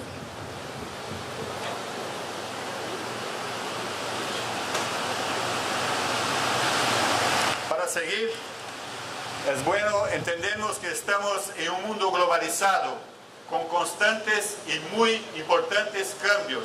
Vivimos en un mundo actual donde, más allá de estarmos globalizados, también vivimos la era de la inteligencia artificial, que nos trae muchos desafíos. Now today we live together in a global world. There are many big changes about us. And also, not only this, but we also live in the era of artificial intelligence, which brings a lot of challenges for us.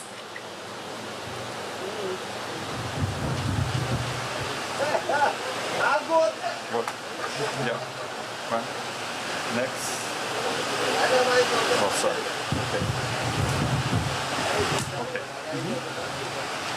Bueno, vivimos en una globalización donde esta globalización nos trae más desigualdades e injusticia.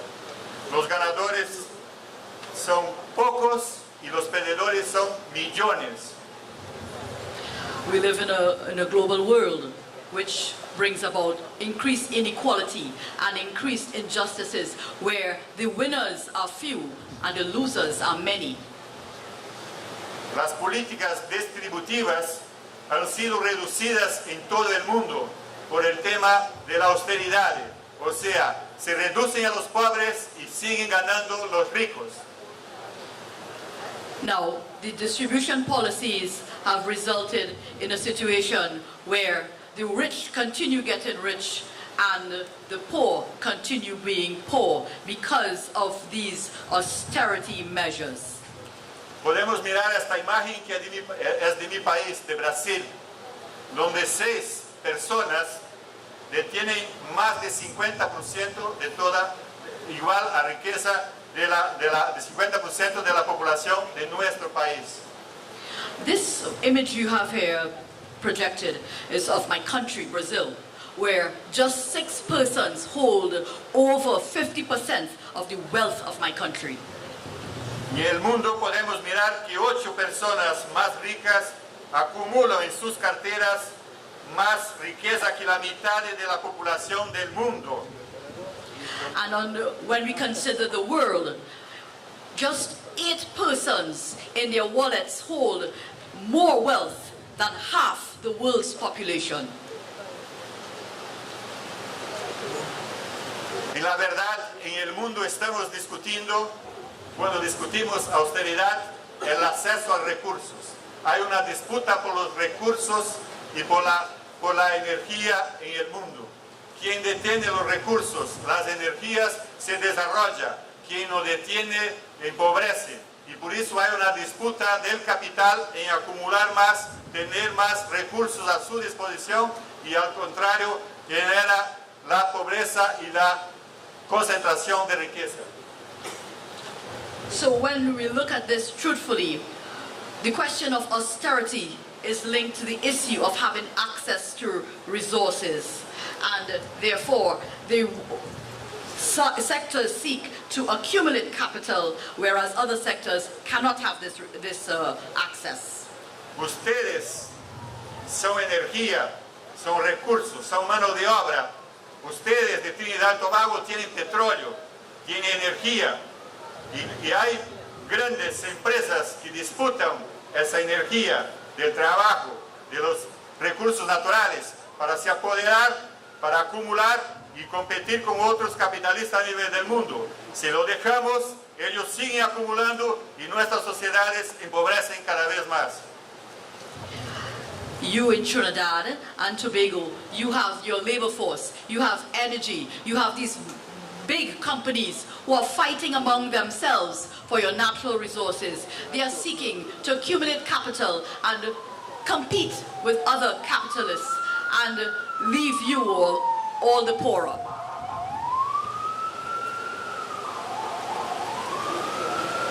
Podemos reducir que la austeridad que están haciendo los gobiernos puede resumirse así: la pobreza para la mayoría y la riqueza para unos pocos, los banqueros, los grandes accionistas y los inversores.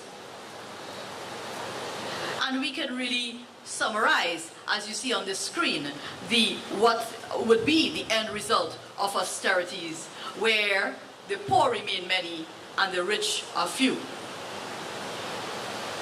Al mismo tiempo, cuando hablamos de austeridad, algunos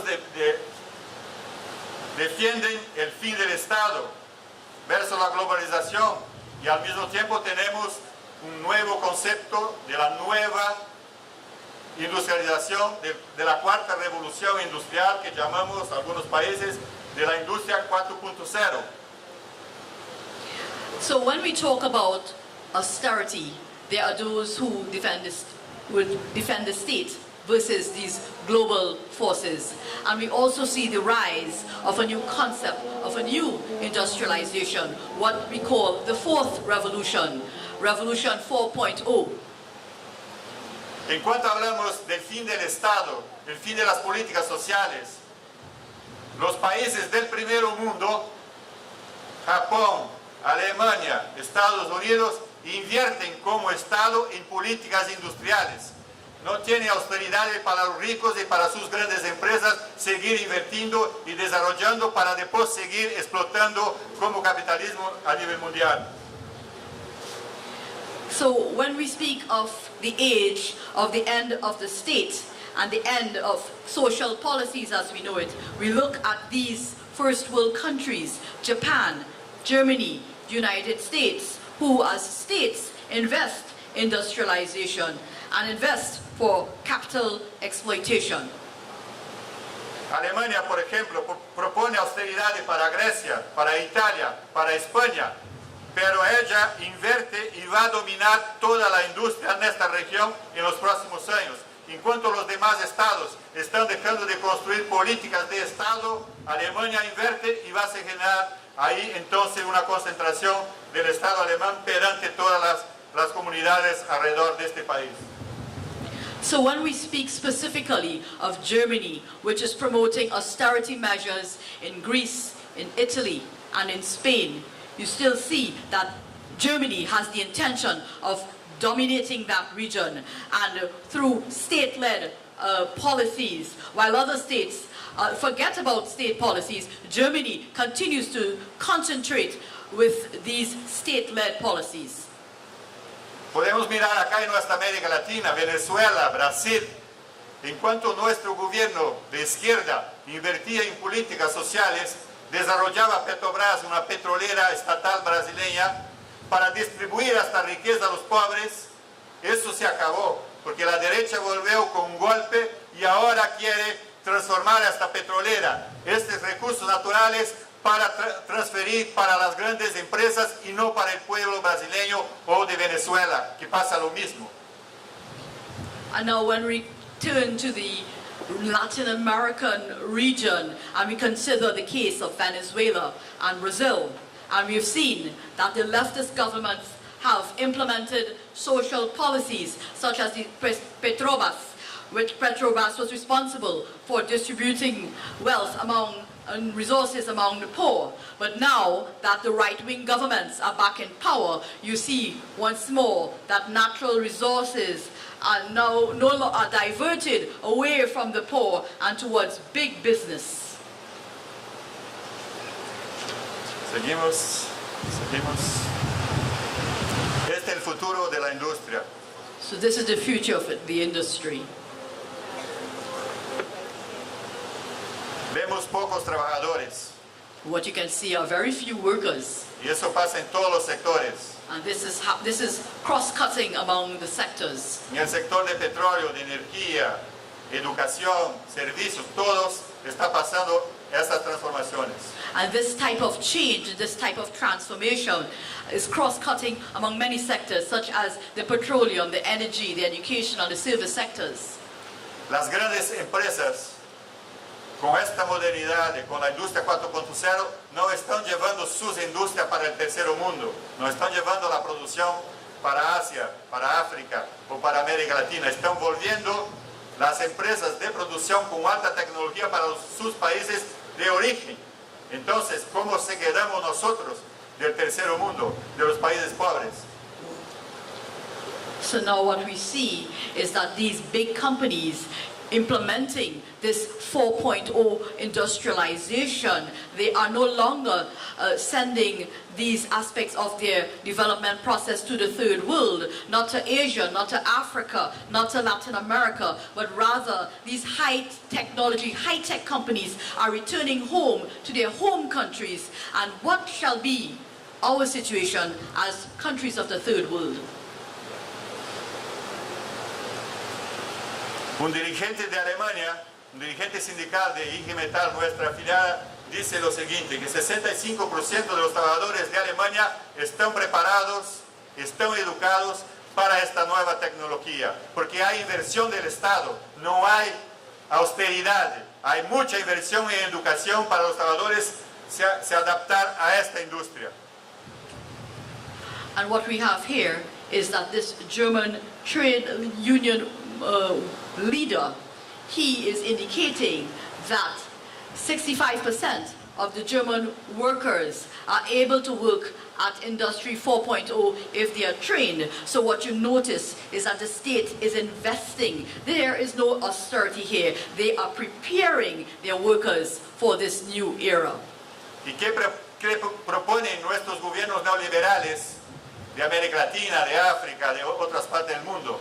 Proponen sacar dinero de la educación, sacar dinero de la vivienda, sacar dinero de las universidades, de la salud. ¿Para qué? Para privatizar y para los capitalistas llevar la plata y la explotación de estos servicios que deberían ser del Estado, público y gratuito y para todos. And what are our neoliberal governments in Latin America doing? What they are doing is that they are diverting finances that should go to education, housing, health, universities. They are taking these funds, they are now privatizing institutions in these sectors, and with the idea of promoting capitalism, and these services are no longer free to the public. Si tenemos austeridad y todo este cambio que viene sufriendo el mundo, que va a venir, ¿cómo nosotros, trabajadores, vamos a sobrevivir en este mundo? ¿Cómo vamos a vivir en este mundo sin trabajo y principalmente los países pobres, sin industria, sin puesto de trabajo? Esta es la cuestión.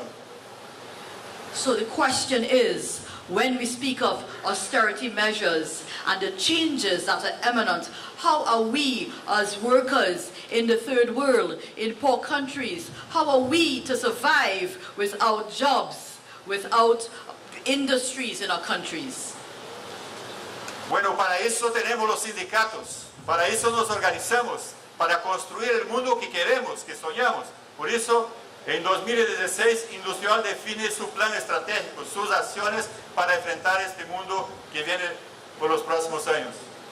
And what are we to do in face of this? Well, this is why we have trade union movements. It is a trade union who will be organizing in order to build a better world, a world of which we dream. And that is why we had our World Congress in 2016, in which we devised an action plan. Y por eso defendemos un sindicato que sea un sindicato más que luchar por derechos inmediatos, pero luchar y tener proyectos de sociedad. Un sindicato que tenga una visión más allá de que la lucha solamente por salario, pero que tenga una capacidad de luchar y construir una nueva sociedad, un sindicato social que llamamos. Este es nuestro concepto de sindicato, un sindicato que está enraizado con el pueblo, que articula las luchas sociales con toda la sociedad y construye, enfrenta el capitalismo y construye un nuevo pensamiento y una nueva sociedad. So it is up to the trade unions. The trade unions have to go beyond salaries, the issue of salaries, and fight for something that is bigger, and fight for social policies, and because we need to build a new society. We have to develop a new concept of what a trade union is. It must be rooted in the people, in their struggle, and in an attempt to confront capitalism.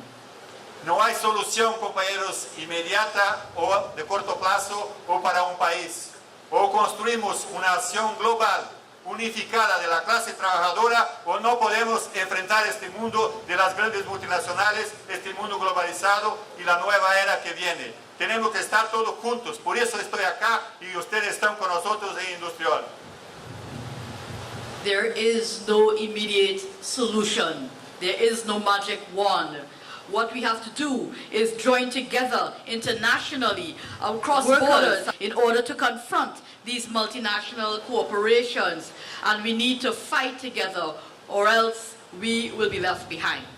Tenemos que construir sindicatos más fuertes, con más trabajadores y que esté más articulado con la sociedad. And we need to build stronger trade unions with more workers that is more linked to the society.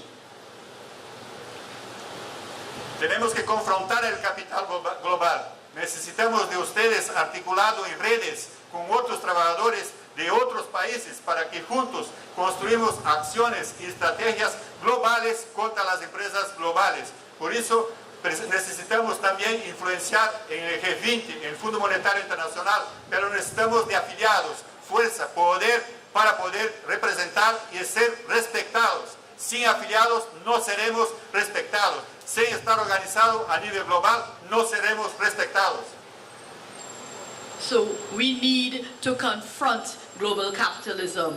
We need to join across in a global network with other workers from other countries in order to come up with a global strategy to confront these global companies. We need to have some influence at the level of the International Monetary Fund. We need to have the support of affiliates, because I tell you, without affiliates, there is no respect for us. También tenemos que defender nuestros derechos, conquistar más derechos, ampliar las políticas de Estado para los trabajadores. Tenemos que luchar y tener poder para negociar con los gobiernos. So we need to build and defend our rights. We need to increase the breadth of rights, labor rights available to us, so that we can struggle together and in order to confront and negotiate with state actors. También no podemos aceptar que a nuestro lado tengamos trabajadores precarizados, trabajadores que trabajan en la misma empresa, que producen la misma cosa ganando menos, siendo explotados. Nosotros, como clase trabajadora, no podemos aceptar la precarización, los tercerizados, los trabajadores en contrato. Tenemos que luchar por ellos, porque si no, mañana seremos nosotros los precarios. And we cannot just stand idly by and see workers who are doing the same work and earning much less than what we are earning. So this is why we cannot cast a blind eye to those comrades working as in outsourced companies, we need also to stand with them. Because today it will be them, and tomorrow it can be us. Y también tenemos que tener capacidades como sindicato de elaborar, de tener propuestas para sentar en la mesa con los gobiernos y definir qué política de educación queremos, qué política de salud queremos, qué política industrial y de desarrollo queremos para nuestro país, qué tipo de sociedad queremos construir, tener capacidades de presentar propuestas, de dialogar con la sociedad, de convencer a la sociedad y de enfrentar los gobiernos y los empresarios para imponer nuestra agenda, nuestra visión de mundo, nuestra visión de todas las políticas públicas del Estado. And what we have to do is we need to build our capacity. We must be able to have fixed proposals in order to confront governments, in order to confront the companies, in order to dialogue with society. Policies dealing with education, health, industries, development, and society as a whole. We need to have policies that allow us to have an agenda, a vision, so that we can push these ahead. La agenda de la austeridad solo tiene espacio porque nosotros no tenemos fuerza suficiente para enfrentar este debate. Es una agenda neoliberal, no es para el pueblo, es de los ricos contra los pobres, es para aumentar sus capitales. Por eso nosotros tenemos que tener capacidad de construir las políticas públicas y las políticas sociales y no de austeridad. Por eso es importante ustedes, los trabajadores, estar afiliados y empoderar a los trabajadores para negociación y para enfrentar el debate en nuestra sociedad.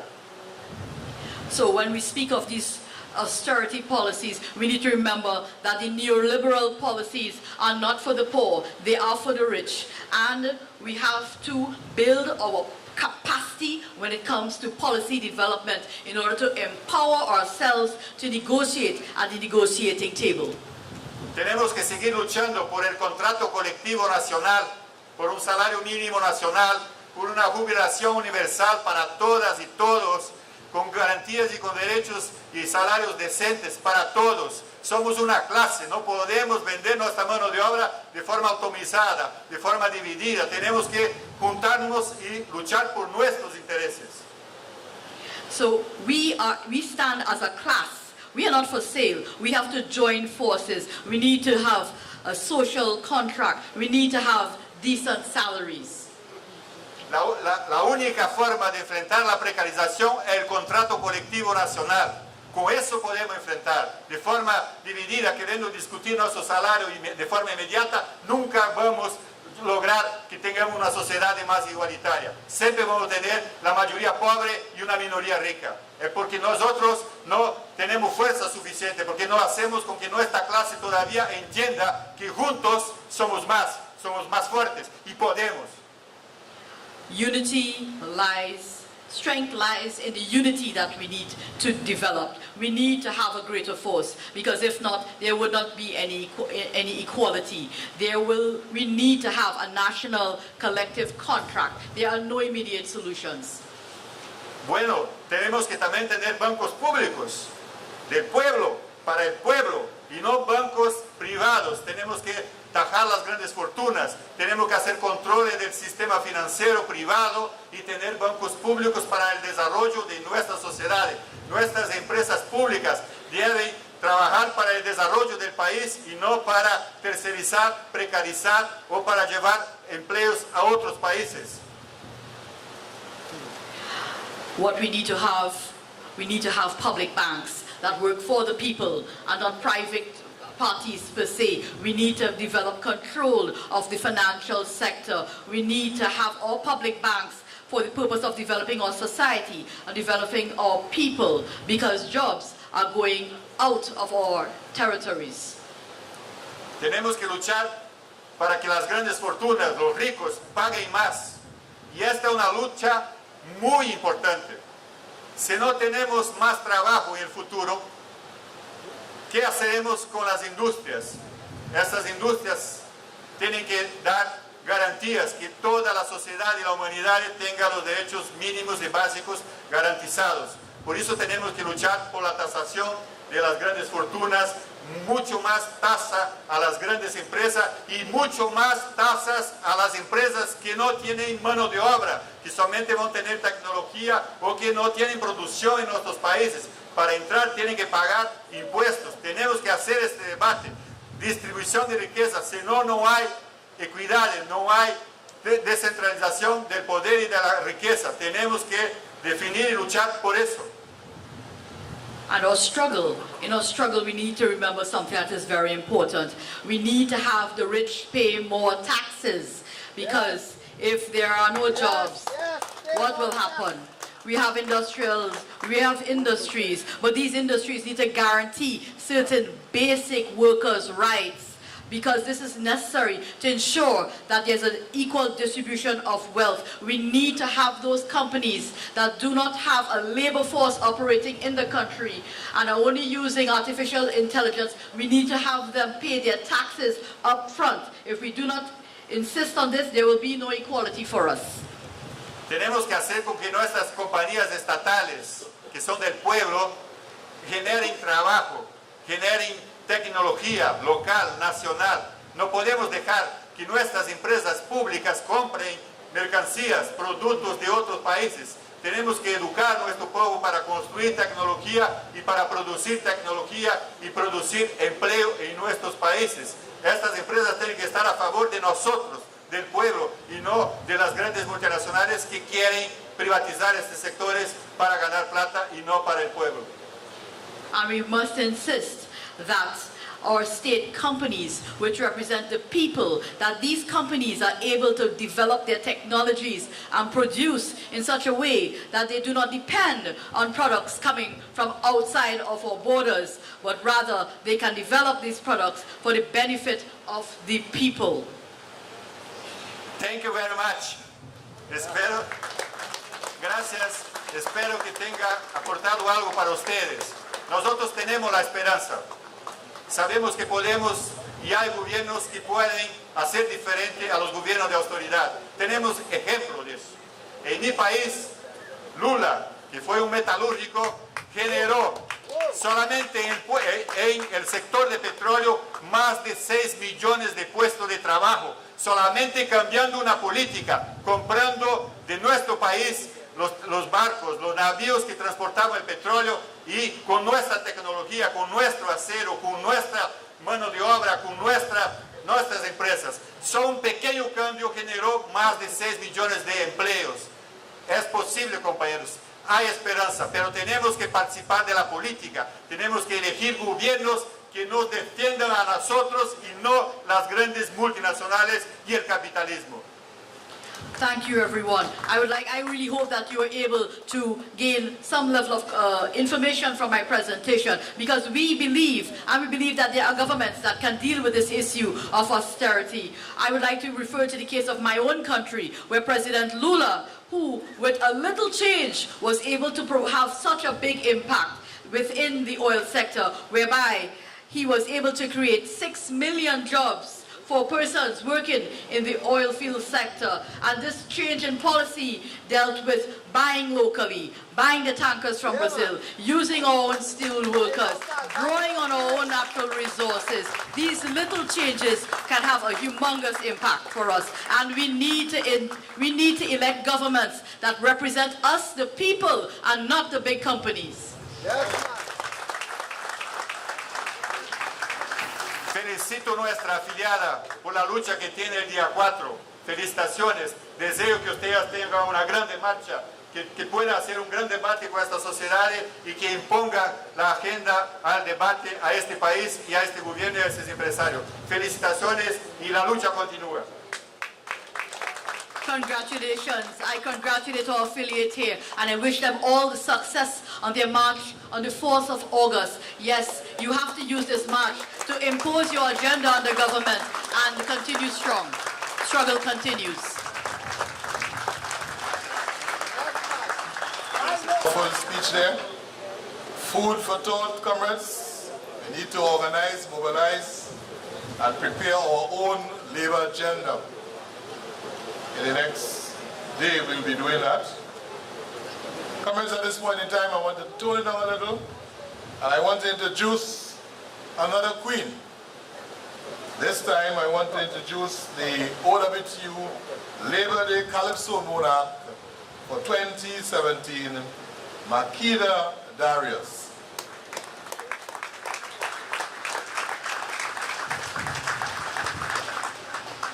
Ground vocals on the track, so you all will have to help me.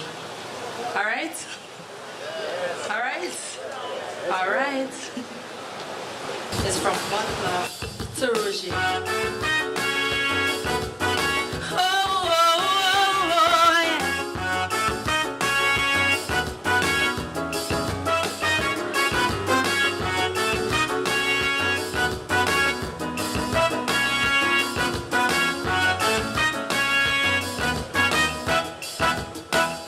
There lived a man standing a cut above the rest, born at that time of great economic unrest.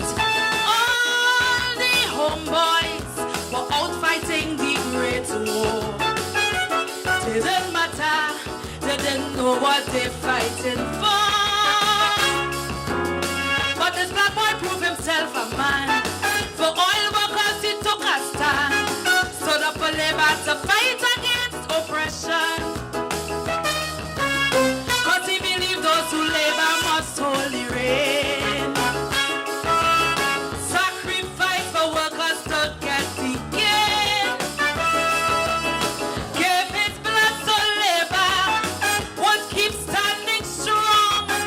That is why I sing this battle song. Sing it with me butler, great emancipator, true liberator, bread, peace and justice for one and all. Butler, the true nation father, it's he who brought me together. 80 years old and the union still standing tall. Oh, oh, oh,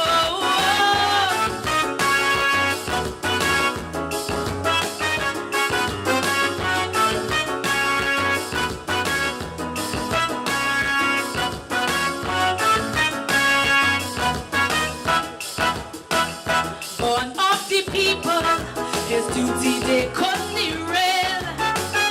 A man for struggle, he even end up in jail. 1937, yes, right here in Faizabad, to ease our burden, he come up against them hard, real hard.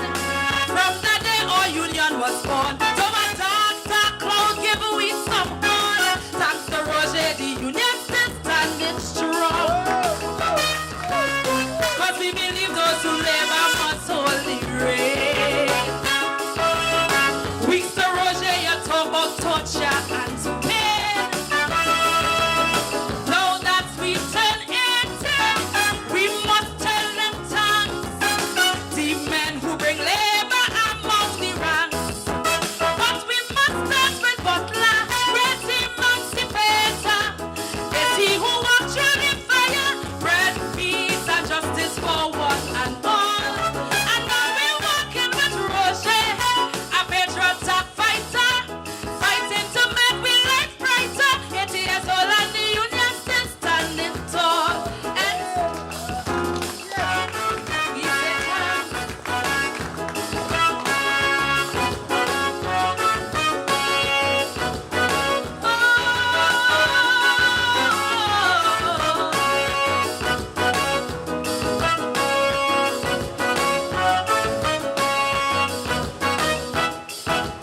I remember George Weeks, the fighter I can't forget. For justice he seek, for all oil workers he sweat. Then Errol McLeod, he took the baton from he. Made me less than proud when he stayed with the UNC. But Roger wasn't taking that. Tell Mooney Lal and Kamlas flat. We not for sale and just so he end the chat. So tell us that we believe those who labor must wholly reign. The blood of Butler still bubbling in we veins.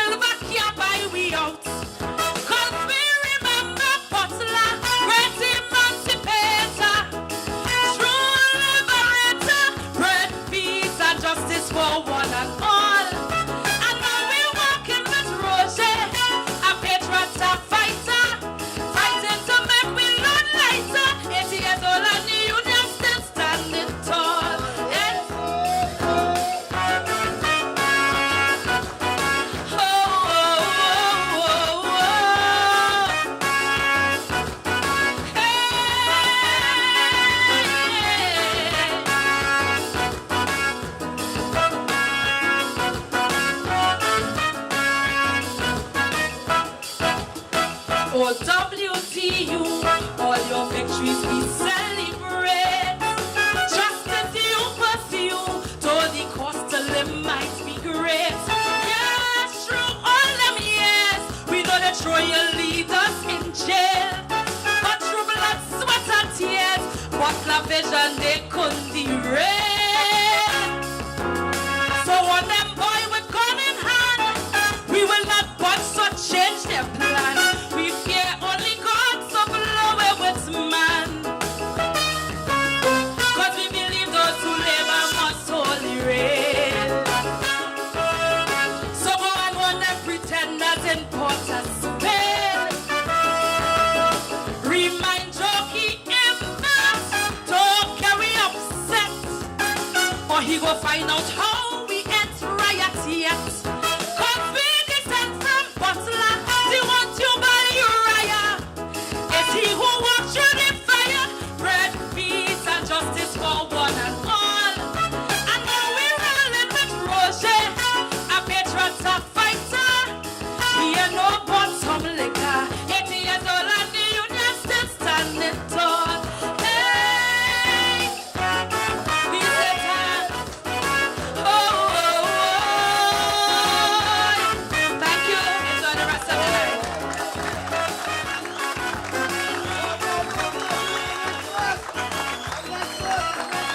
Look at that.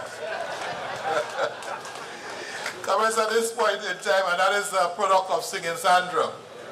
Yes? Queen Makila Darius. So the future of Calypso is in good hands. Yes, Calypso is in good hands. Calypso is not dying at all. At this point in time, comments, I want to call on the President General making the presentation. President General, to make a presentation to our featured speaker, Comrade Moreno Vani.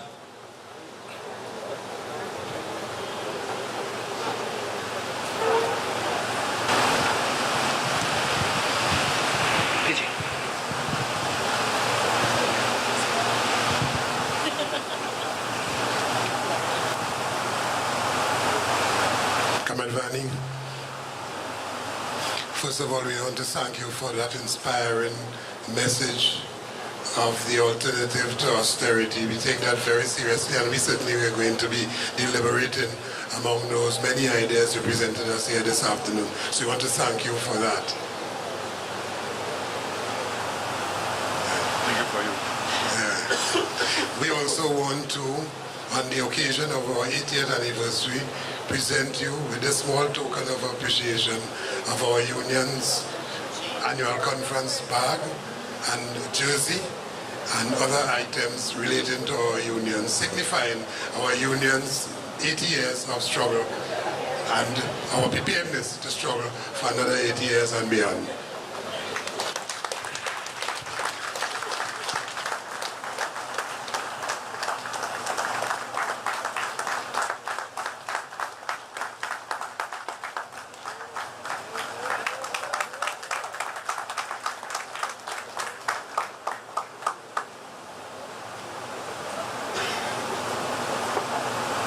Thank you very much, Reverend President General. Before we move into the expression of thanks, before we move into the fraternal greetings, I just want to run through our guest list and to recognize comrades who have registered at the front desk. We want to recognize Sister Comrade Maini Serju, former accountant.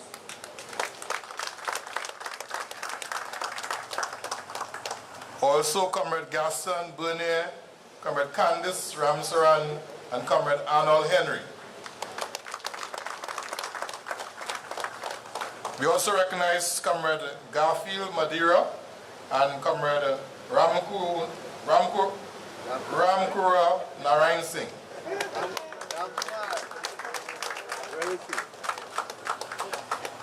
We also recognize from the Banking, Insurance and General Workers Union our dear friend and comrades, Comrade Vincent Cabrera and Comrade Trevor Johnson. Also recognizing former members of staff, Sister Joan Scott.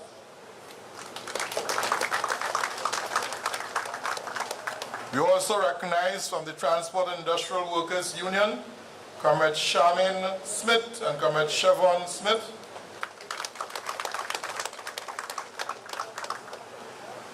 We also wish to recognize, and we can't, one of our stalwarts, our very dear friend and comrade, Comrade Sugrim Kuhlman, former Executive Officer of the Oilfield Workers Trade Union. Also want to recognize former Comrade President of the Point-a-Pierre branch, Comrade Stephen Tang, is here with us.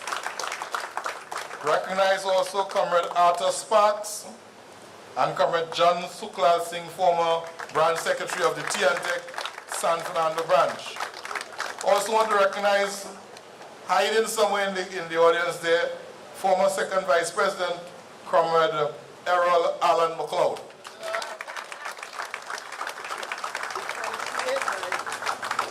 We also want to recognize former executive officer, Comrade Harrison Thompson, former branch president of a Point-a-Pierre branch, Comrade Clyde Calendar, former president, member of the Point-a-Pierre branch, Comrade Winston Jardine and Comrade Michael Jack. Then we recognize Comrade David Abdullah, former general secretary of the Oilfield Workers Trade Union, wearing a different hats. We also want to recognize their friend and comrade, Sister Velma Benjamin. And we all, as a former worker, and we also want to recognize former worker, Comrade Derek Scotland. And one of the longest serving members of staff, now retired, our dear friend and Comrade Eugene Officer Beckles. We also wish to welcome another member of staff, former member of staff, Joan Shepard, former young retiree, Sister Andrea Morrison, also former, I think I read this before, accountant Miney Sergio.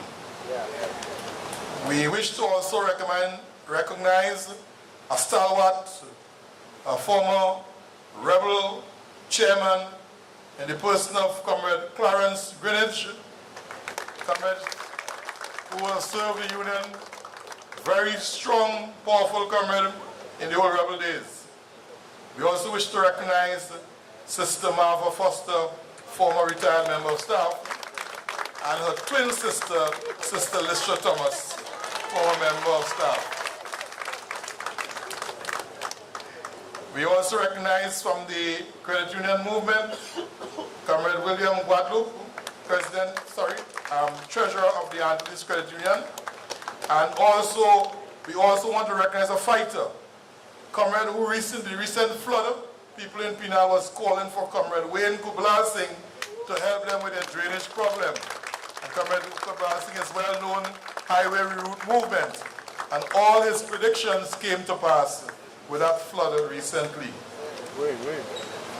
We also wish to recognize that we did that already, Canon Nolly Clark, our dear friend and comrade. Excellency, we also recognize Excellency Sinoria Karu Moto Kodoi.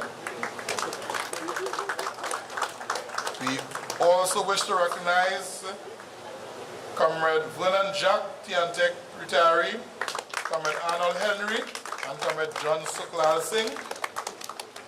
And that, I think, is what I have. Thank you very much. At this point in time, comrades, I wish to open the floor for members of the movement to bring fraternal greetings and expressions of solidarity. The floor is open for comrades to bring their greetings at this point in time. Good evening to all. Hermano y camarada Ángel Roger, presidente general del Sindicato de los Trabajadores Petroleros de Trinidad y Tobago, Richard Lee, secretario general, camarada Ozzy Warwick, todos los miembros de la directiva de este hermano sindicato, representantes de la fuerza laboral de Trinidad y Tobago, representantes de otros sindicatos, hermanos representantes del sector bancario, tantos otros sindicatos hoy presentes aquí. Buenas noches. Good evening, everyone. Comrade Ansel Roger, President General of the Oil Field Workers Trade Union, Richard Lee, General Secretary of the OWTU, all other members of the executive of the OWTU, all the trade unions present here this evening, both from Trinidad and Tobago and beyond, the bankers sector, we salute you and we wish good afternoon to all trade unions, brothers and sisters. Mi hermano Vicente Cabrera y mi querido hermano, líder político del Movimiento por la Justicia Social, David Abdullah, para ustedes siempre un saludo muy especial. And special greetings to my brother Vincent Cabrera and my brother David Abdullah of the Movement for Social Justice. Special good afternoon to you. Y por supuesto un saludo muy especial a Marino Beni, nuestro orador de orden, que nos ha ilustrado esta noche con su ponencia, pero sobre todo ha traído un mensaje muy fuerte, muy sólido y muy sentido de la clase trabajadora del Brasil, ese Brasil en el que yo viví 5 años, ese Brasil de Lula, ese Brasil del pueblo trabajador que no se rinde, ese país que clama por justicia social y que quiere ver al PT nuevamente en el gobierno.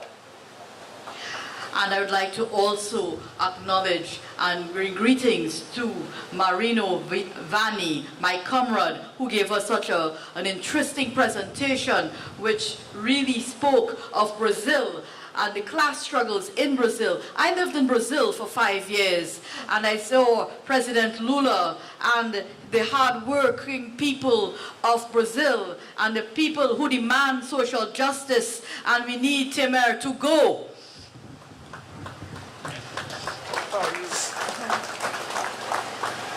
Como todos ustedes saben, Venezuela y Trinidad y Tobago tienen un destino común como país petrolero. As you well know, Venezuela and Trinidad and Tobago share the same fate as petroleum-producing countries. Pues en la cuenca caribeña oriental y la plataforma del Tana que baña el Orinoco se encuentra concentrada una de las más grandes riquezas petroleras y gasíferas del mundo. Since in the eastern Caribbean basin and along the Deltana platform, washed by the Orinoco, you find one of the largest oil and gas reserves in the world.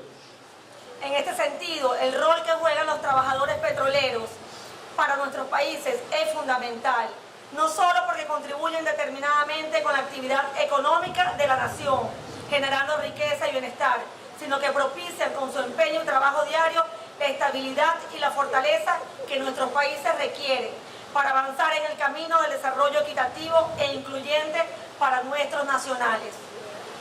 And in this way, the role played by oil field workers in our country is critical, not only because they contribute in a decisive way to the economic activity of the country by generating wealth and well-being, but also through their hard work and daily efforts, they contribute to the stability and fortitude and strength of our countries that they require to progress along the path of equitable development and inclusive development for people of our both nations.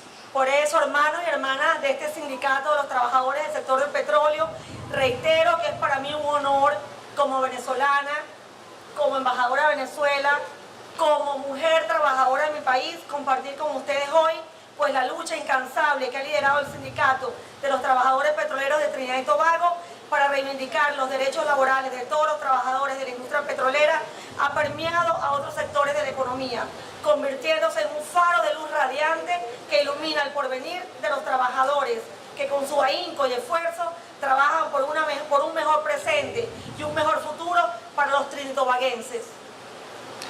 Brothers and sisters of the Oil Field Workers Trade Union, I stand before you as a sister, as an ambassador of Venezuela, but as a working woman in the struggle. And for me, I am tremendously grateful for this opportunity to share this day with you today in this untiring struggle that has been led by the oil field workers of Trinidad and Tobago to demand workers' rights for workers of the oil field industry. And this has permeated into other sectors of the economy, and this trade union has become a beacon, a radiant beacon that illuminates the future of the workers with their support and efforts so that they can work together for better present and future for all Trinidadian and Tobagoans. Y esa es la misma lucha que desarrolla el Sindicato de Trabajadores Petroleros de la República Bolivariana de Venezuela, organización sindical que se fortaleció después del embate imperialista que paralizó la industria petrolera de mi país en el año 2002. A partir de ese momento, el comandante Hugo Chávez lanzó una línea estratégica para renacionalizar la industria petrolera venezolana, empoderando a los trabajadores para que fortalecieran a la industria y garantizaran la estabilidad nacional a partir de la cohesión social y la lucha patriótica desde las trincheras petroleras venezolanas.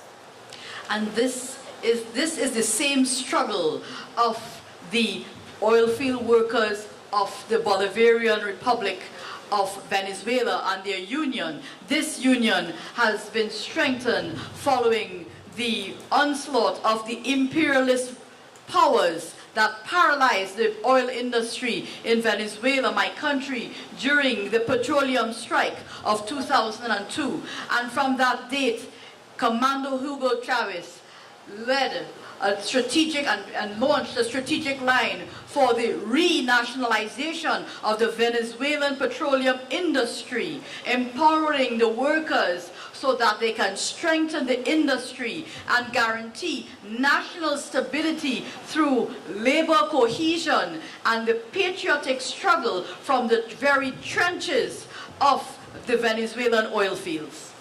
Y esa fortaleza se ha evidenciado hasta el día de hoy, en momentos en que la derecha apátrida en Venezuela, la calla de sus amos imperiales, ha tratado sin éxito de paralizar a PDVSA y reeditar el fracaso del paro petrolero del año 2002. Pero les decimos desde Trinidad y Tobago y de todos los rincones del mundo, no volverán.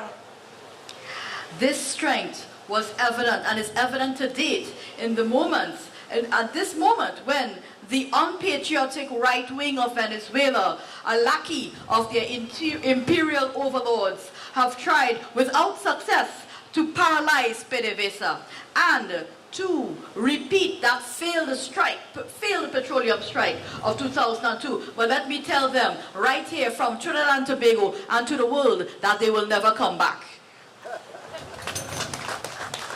Por tal motivo quiero resaltar la importancia de esta celebración del día de hoy, pues la lucha de los trabajadores petroleros de Trinidad y Tobago y su solidaridad con Venezuela se erigen como un gigante moral que alienta la lucha de nuestros trabajadores allá en Venezuela y nos motiva a continuar adelantando esta lucha por la independencia y la preservación de la soberanía nacional en esta difícil coyuntura que vive nuestra patria. And for this reason, I would like to underscore the importance of this celebration we have today, because the struggle of the petroleum and oil field workers of Trinidad and Tobago and their solidarity with Venezuela is built on a very tremendous morale, spurring on the struggle of our workers and motivating us to continue and progress ahead in this struggle for independence and the preservation of our sovereignty at this difficult moment experienced by my country. Aprovecho esta oportunidad para enviarles un saludo de parte del camarada Will Rangel, presidente de la Central Bolivariana de Trabajadores y presidente de la Federación Unitaria de Trabajadores de Petróleo y Gas de Venezuela, quien expresamente me ha solicitado que les transmita un mensaje en esta fecha, en ocasión de la 78 Conferencia Anual de Delegados de la OWTU. And I would like to take this opportunity to convey a special greeting from Comrade Willis Ranhill, the President of the Bolivarian Workers' Trade Union and the President of the Unified Federation of Oil and Gas Workers, who specifically asked me to convey a message of solidarity and brotherhood on this occasion of the 78th Annual Conference of Delegates of the OWTU. Este es el mensaje. Con júbilo recibimos la noticia de la realización de la 78 Conferencia Anual de Delegados de la OWTU, en momentos en que en Venezuela nos jugamos la suerte de nuestra América, este próximo 30 de julio, cuando saldremos a construir la propuesta constituyente. Vaya desde aquí nuestra palabra de aliento y solidaridad, y desde ya auguramos éxito en tal magno evento. Saludos, camaradas. And these are his words from our comrade in Venezuela. It is with joy that we receive news of this 78th Annual Conference of Delegates of the OWTU. At this moment when in Venezuela we are deciding the fate of the Americas, this 30th of July, when we go out to build our constituent proposal and go from here. Our word leaves from our country, and our words carry encouragement and solidarity, and we anticipate great success in your August event. Greetings, comrades. El camarada Rangel se ha postulado como candidato a la Asamblea Nacional Constituyente, cuyas elecciones serán este próximo domingo 30 de julio por el sector petrolero y minería de la clase obrera venezolana. Y esta es una excelente noticia para todos los trabajadores del sector petrolero y de la clase obrera del mundo. And Comrade Ranhill is, at this time, he has presented himself as a candidate to the Constituent National Assembly. These elections will take place this Sunday, on 30th July, by the oil and mining sector of Venezuela. And this is good news for oil workers.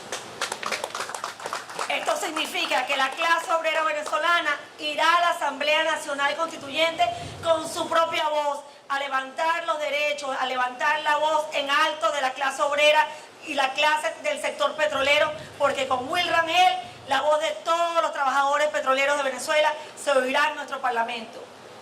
So I want you to realize that with this, the voice of the petroleum workers, of the oil field workers, will be taken into the chambers of the Constituent National Assembly. Our voice will be heard, and this is the voice of the oil field trade, our oil field workers at that chamber.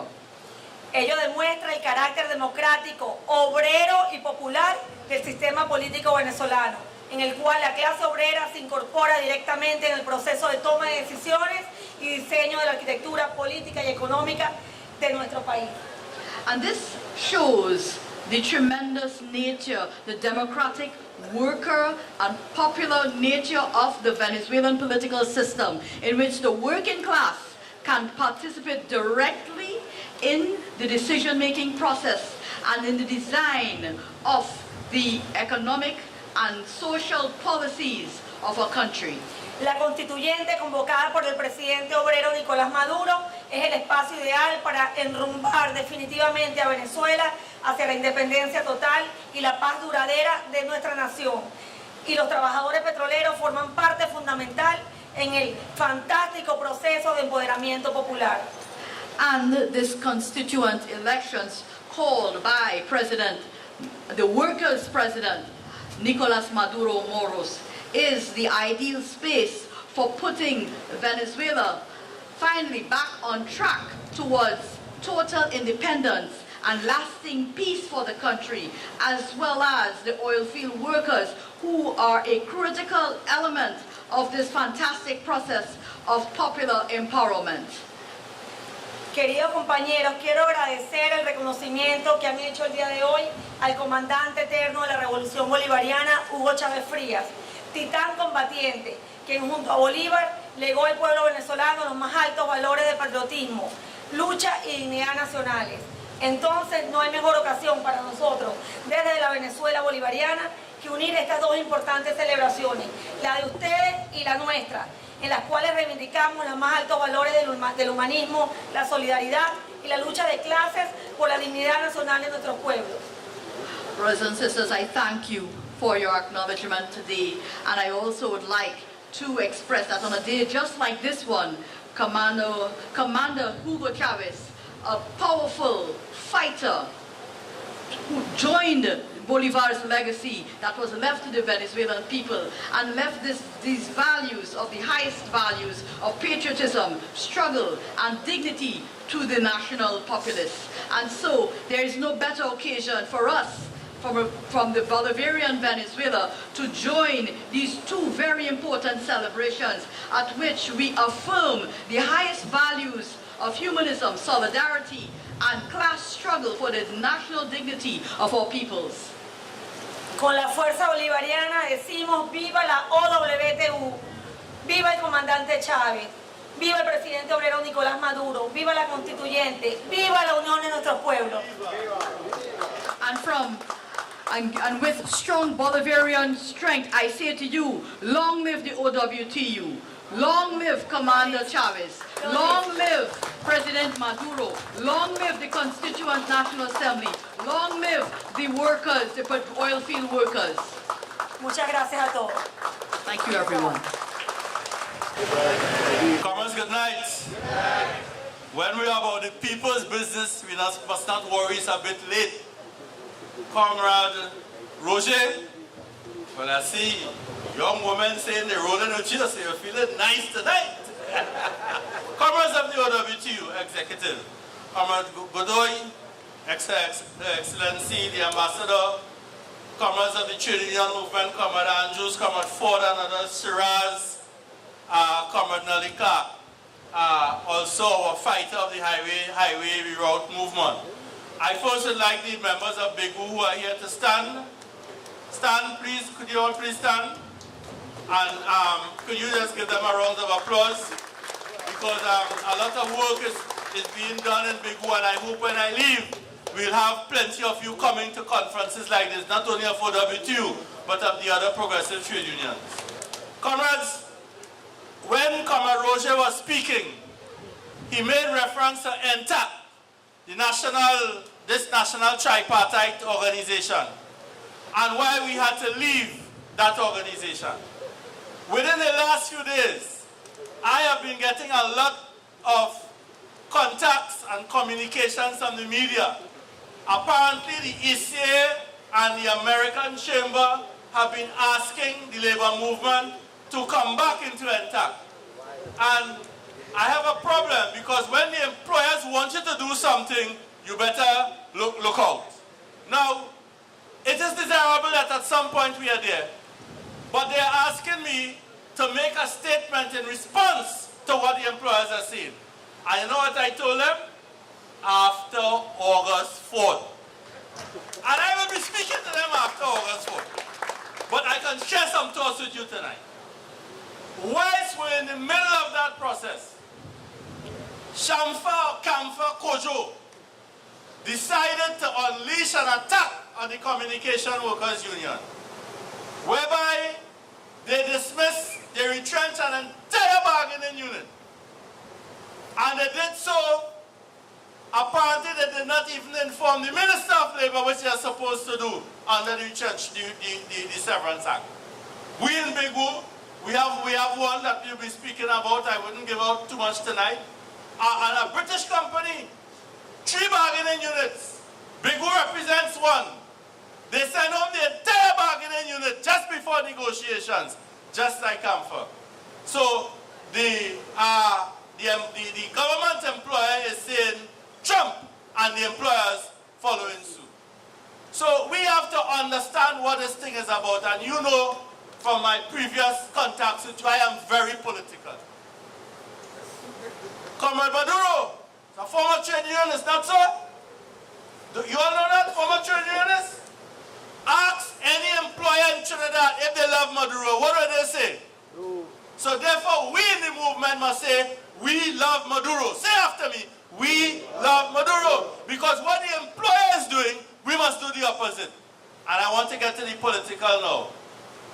We must no longer vote for the political party that the employers vote for. I ain't know you. We must no longer vote for the parties that the employers vote for. We must no longer vote for the parties that the big shot finances contribute to. Because if we continue to do that, in the next 80 years, we'll be here saying the same thing, complaining about the same thing, sitting down and analyzing a pile of mess and not cleaning up the mess. Comrade Roger, on behalf of the Banking, Insurance and General Workers Union, I wish to proudly bring to you revolutionary greetings and solidarity on the 70th anniversary conference. And may God bless you and your executive and your members. Continue to lead the struggle. 80 years will turn into 160, but that must not happen without those who labor holding the reins of power, politically, economically, and otherwise. I thank you. Comrades, good night. David Forbes, General Secretary, Postal Workers Union.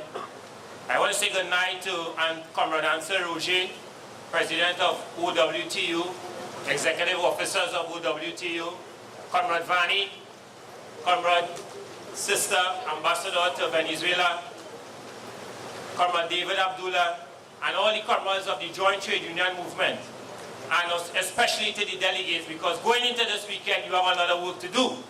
And of course, we know it started this afternoon.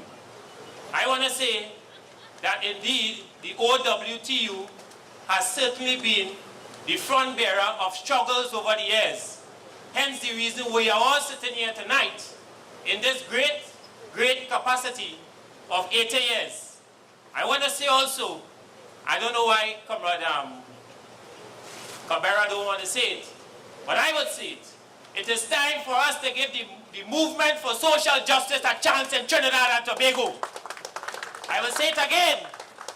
It is time that we give the movement for social justice a chance in Trinidad and Tobago, because we have all known that we have given the other two parties a chance, and the time has come for us to do it. So as OWTU go into this weekend, and in terms of your continuity, you have certainly led by example in terms of the struggles over the years, and I want to wish you all the best as I bring fraternal greetings from the Postal Workers Union. Thank you.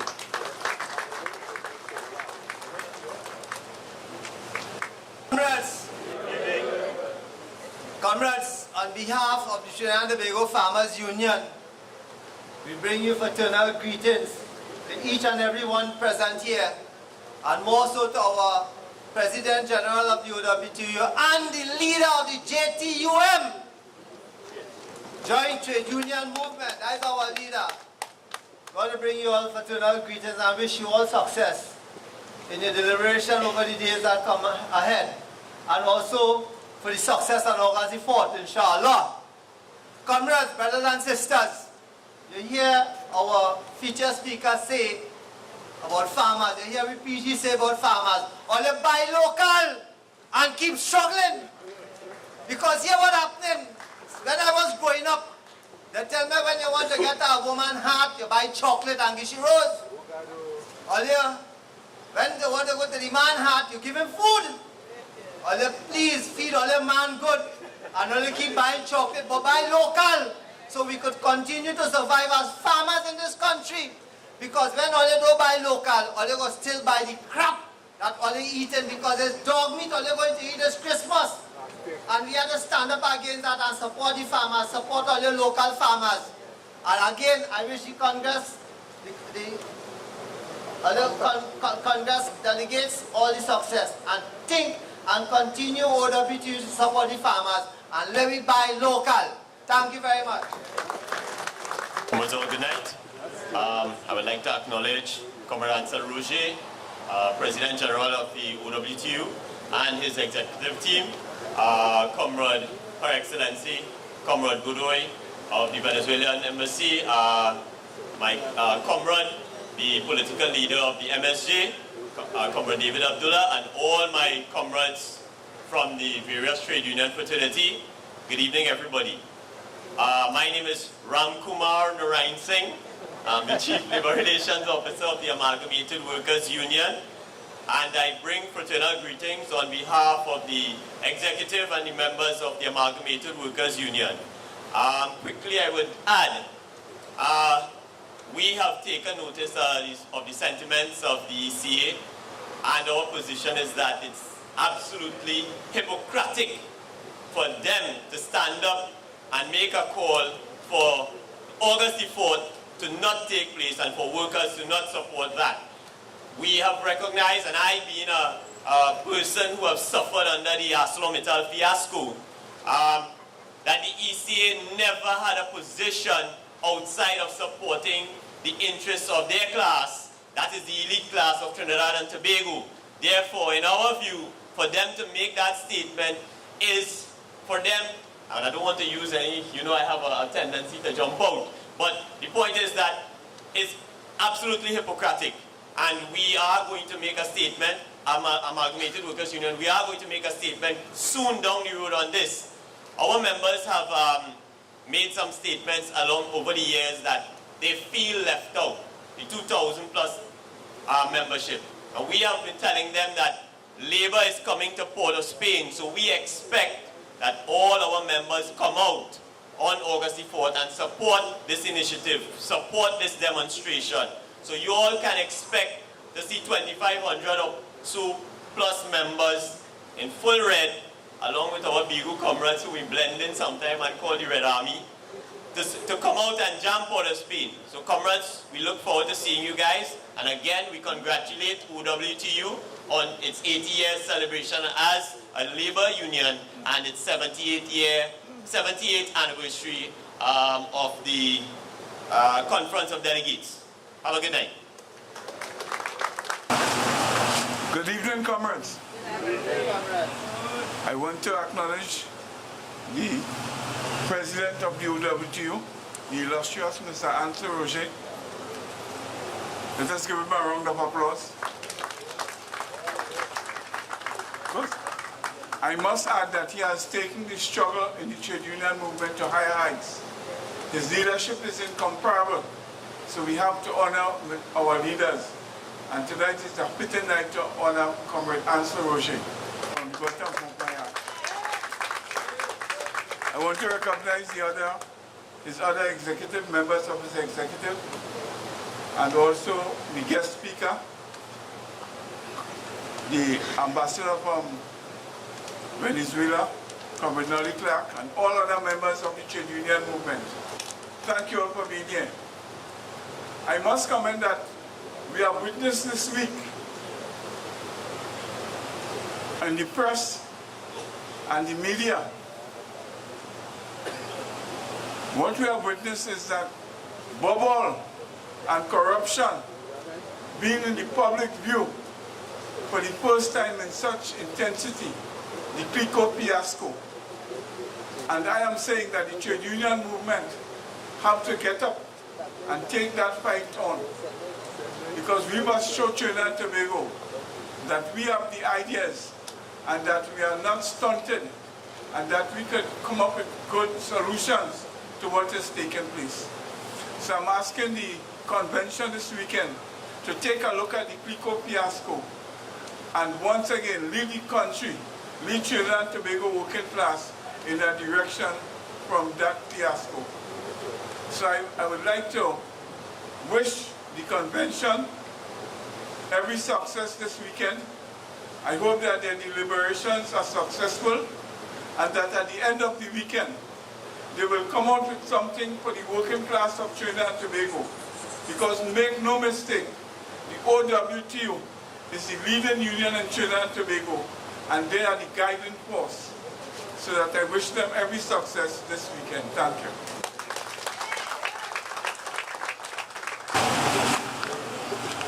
Comrade Roger, executive members of the OWTU, comrades all.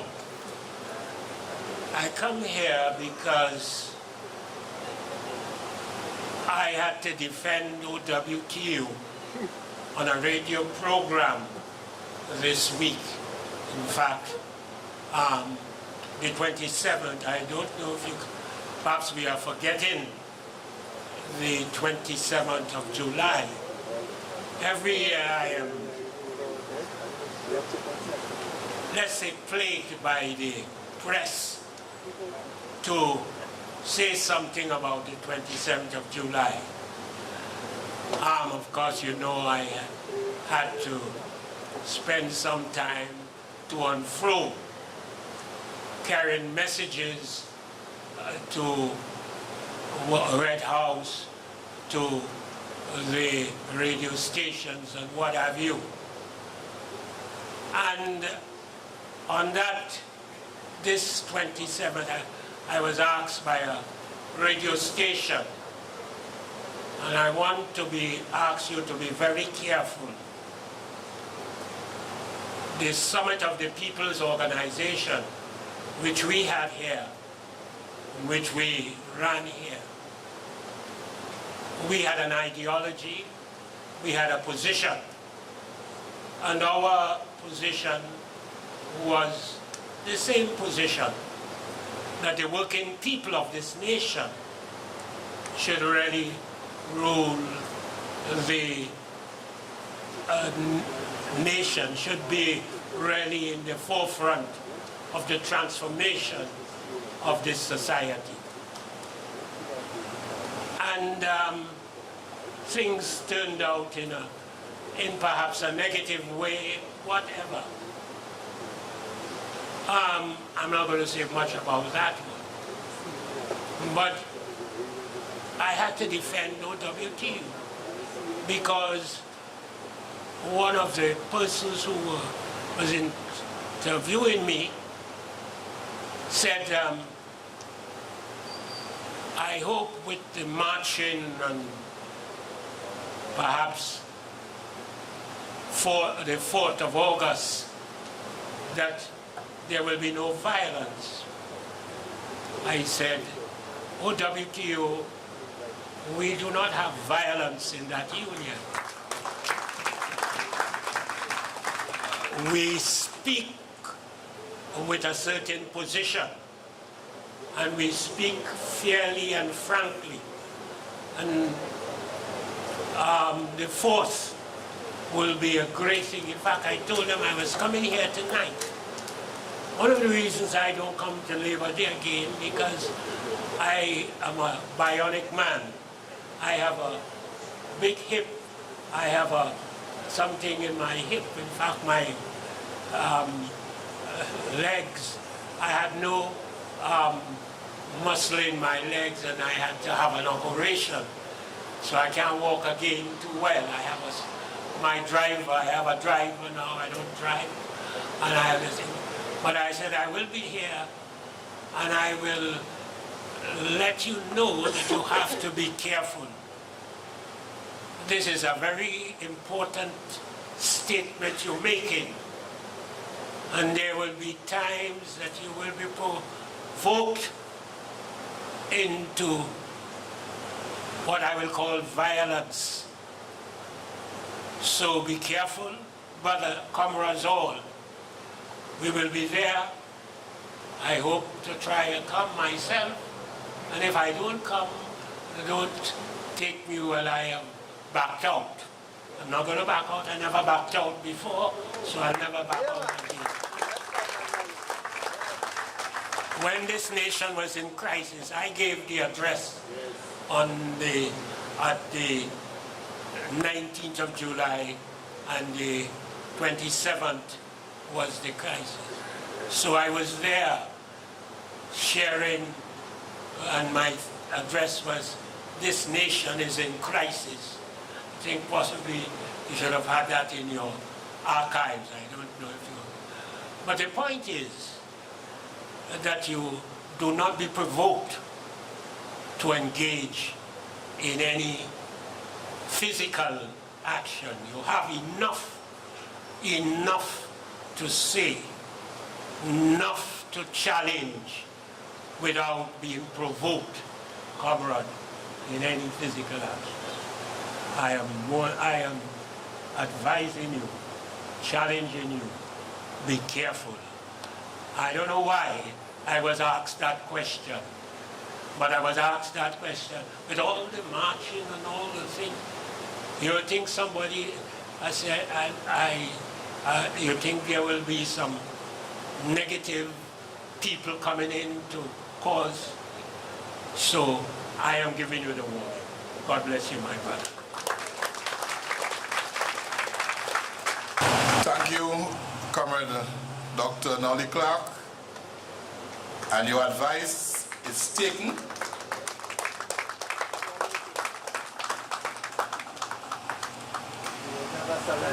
Comrade, at this point in time, we have an apology from the ambassador of the Republic of Cuba, and I want to read his message. Esteemed participants of the 78th Annual Conference of Delegates, as previously communicated, unfortunately, I would be out of the country during the conference to which I was invited. However, I would like to take this time to wish you all, on behalf of the government and people of Cuba, all success in the development of this very important event. With this, it is my pleasure to recognize the long-standing relationship between Cuba and the Oilfield Workers Trade Union, and as such, would like to express my gratitude to the union for its solidarity and support to the Cuban Revolution, and especially to the fight for the defense, the definitive uplifting of the blockade. Thank you very much, Guillermo Vaquez Moreno, Ambassador.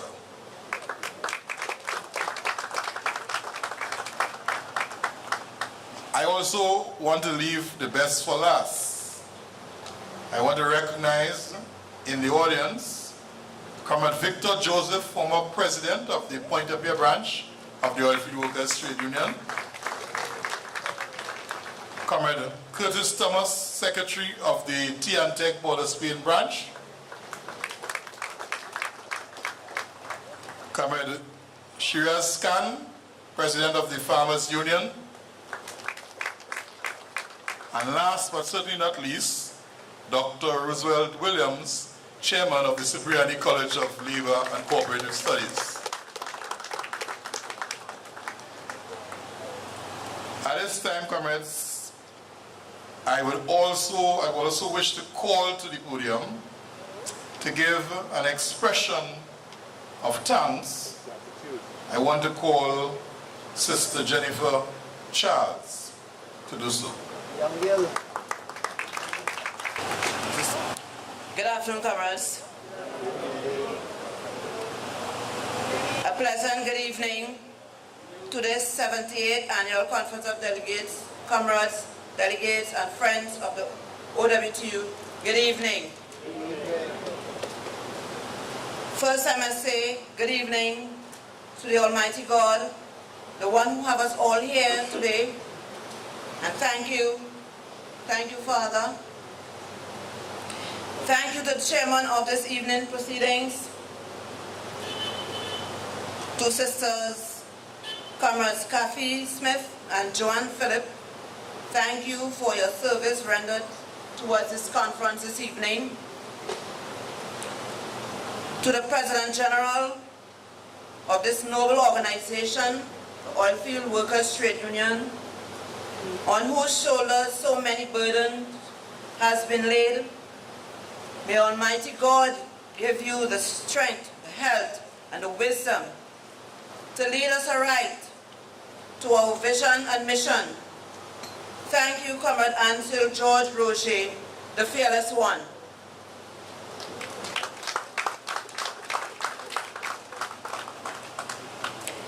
Thank you to our Comrade sister, mother in the Calypso world, Sister Sandra Devines Millington, and to our own 2017 Calypso Queen, Makeda Darius for those beautiful calypsos. To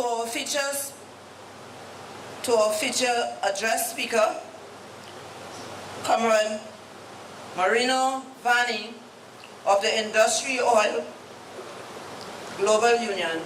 You have given us so much food for thought this evening. As we go into our working session tomorrow, we will be looking and discussing your alternatives to austerity. Thank you very much, Comrade. And thanks also to Sister Candice Ramcharan for your translation to us here this evening.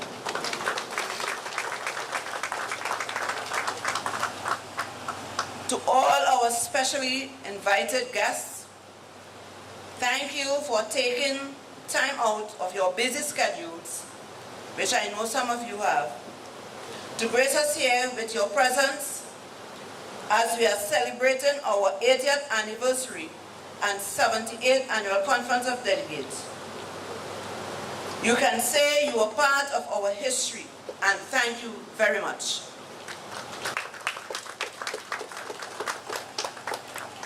To all our brothers and sisters, comrades from the different progressive trade unions, thank you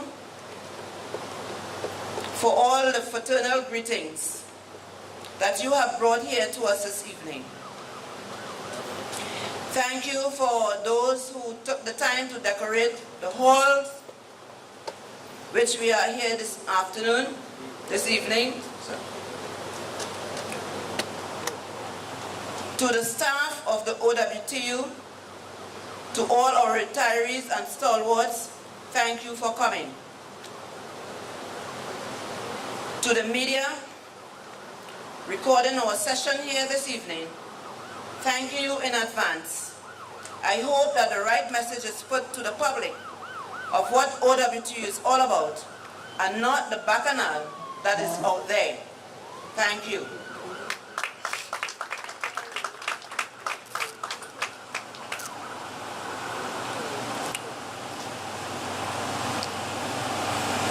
To all, last but not least, the most important persons here this evening, you, the comrades of the Blue Shirt Army. Thank you for being present here and looking forward to seeing many more of you tomorrow morning, very early, so that we can start on time, finish our work early, so that we can go to our several homes. I thank you all this evening. Conference of Delegates, we just want again once more to remind comrades that we start tomorrow at 9 a.m. sharp, and that we want to ensure that delegates are here on time so that we can do the work that we have set out to do. After the session, there will be refreshments and social interactions, and I want comrades to stay back and to participate as we prepare to do battle to save Trinidad and Tobago. So I now want to wish comrades to stand as we sing the end with the Union song, Song the Battle Cry. Song the battle. Soldiers rally round the banner, ready, steady, pass the road. Onward, forward, marching on to victory. We are masters of our destiny. We are masters of our destiny. We are masters of our destiny. We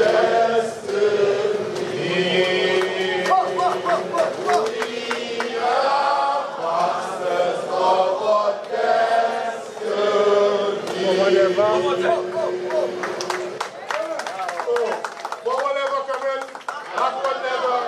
Forward ever, backward never.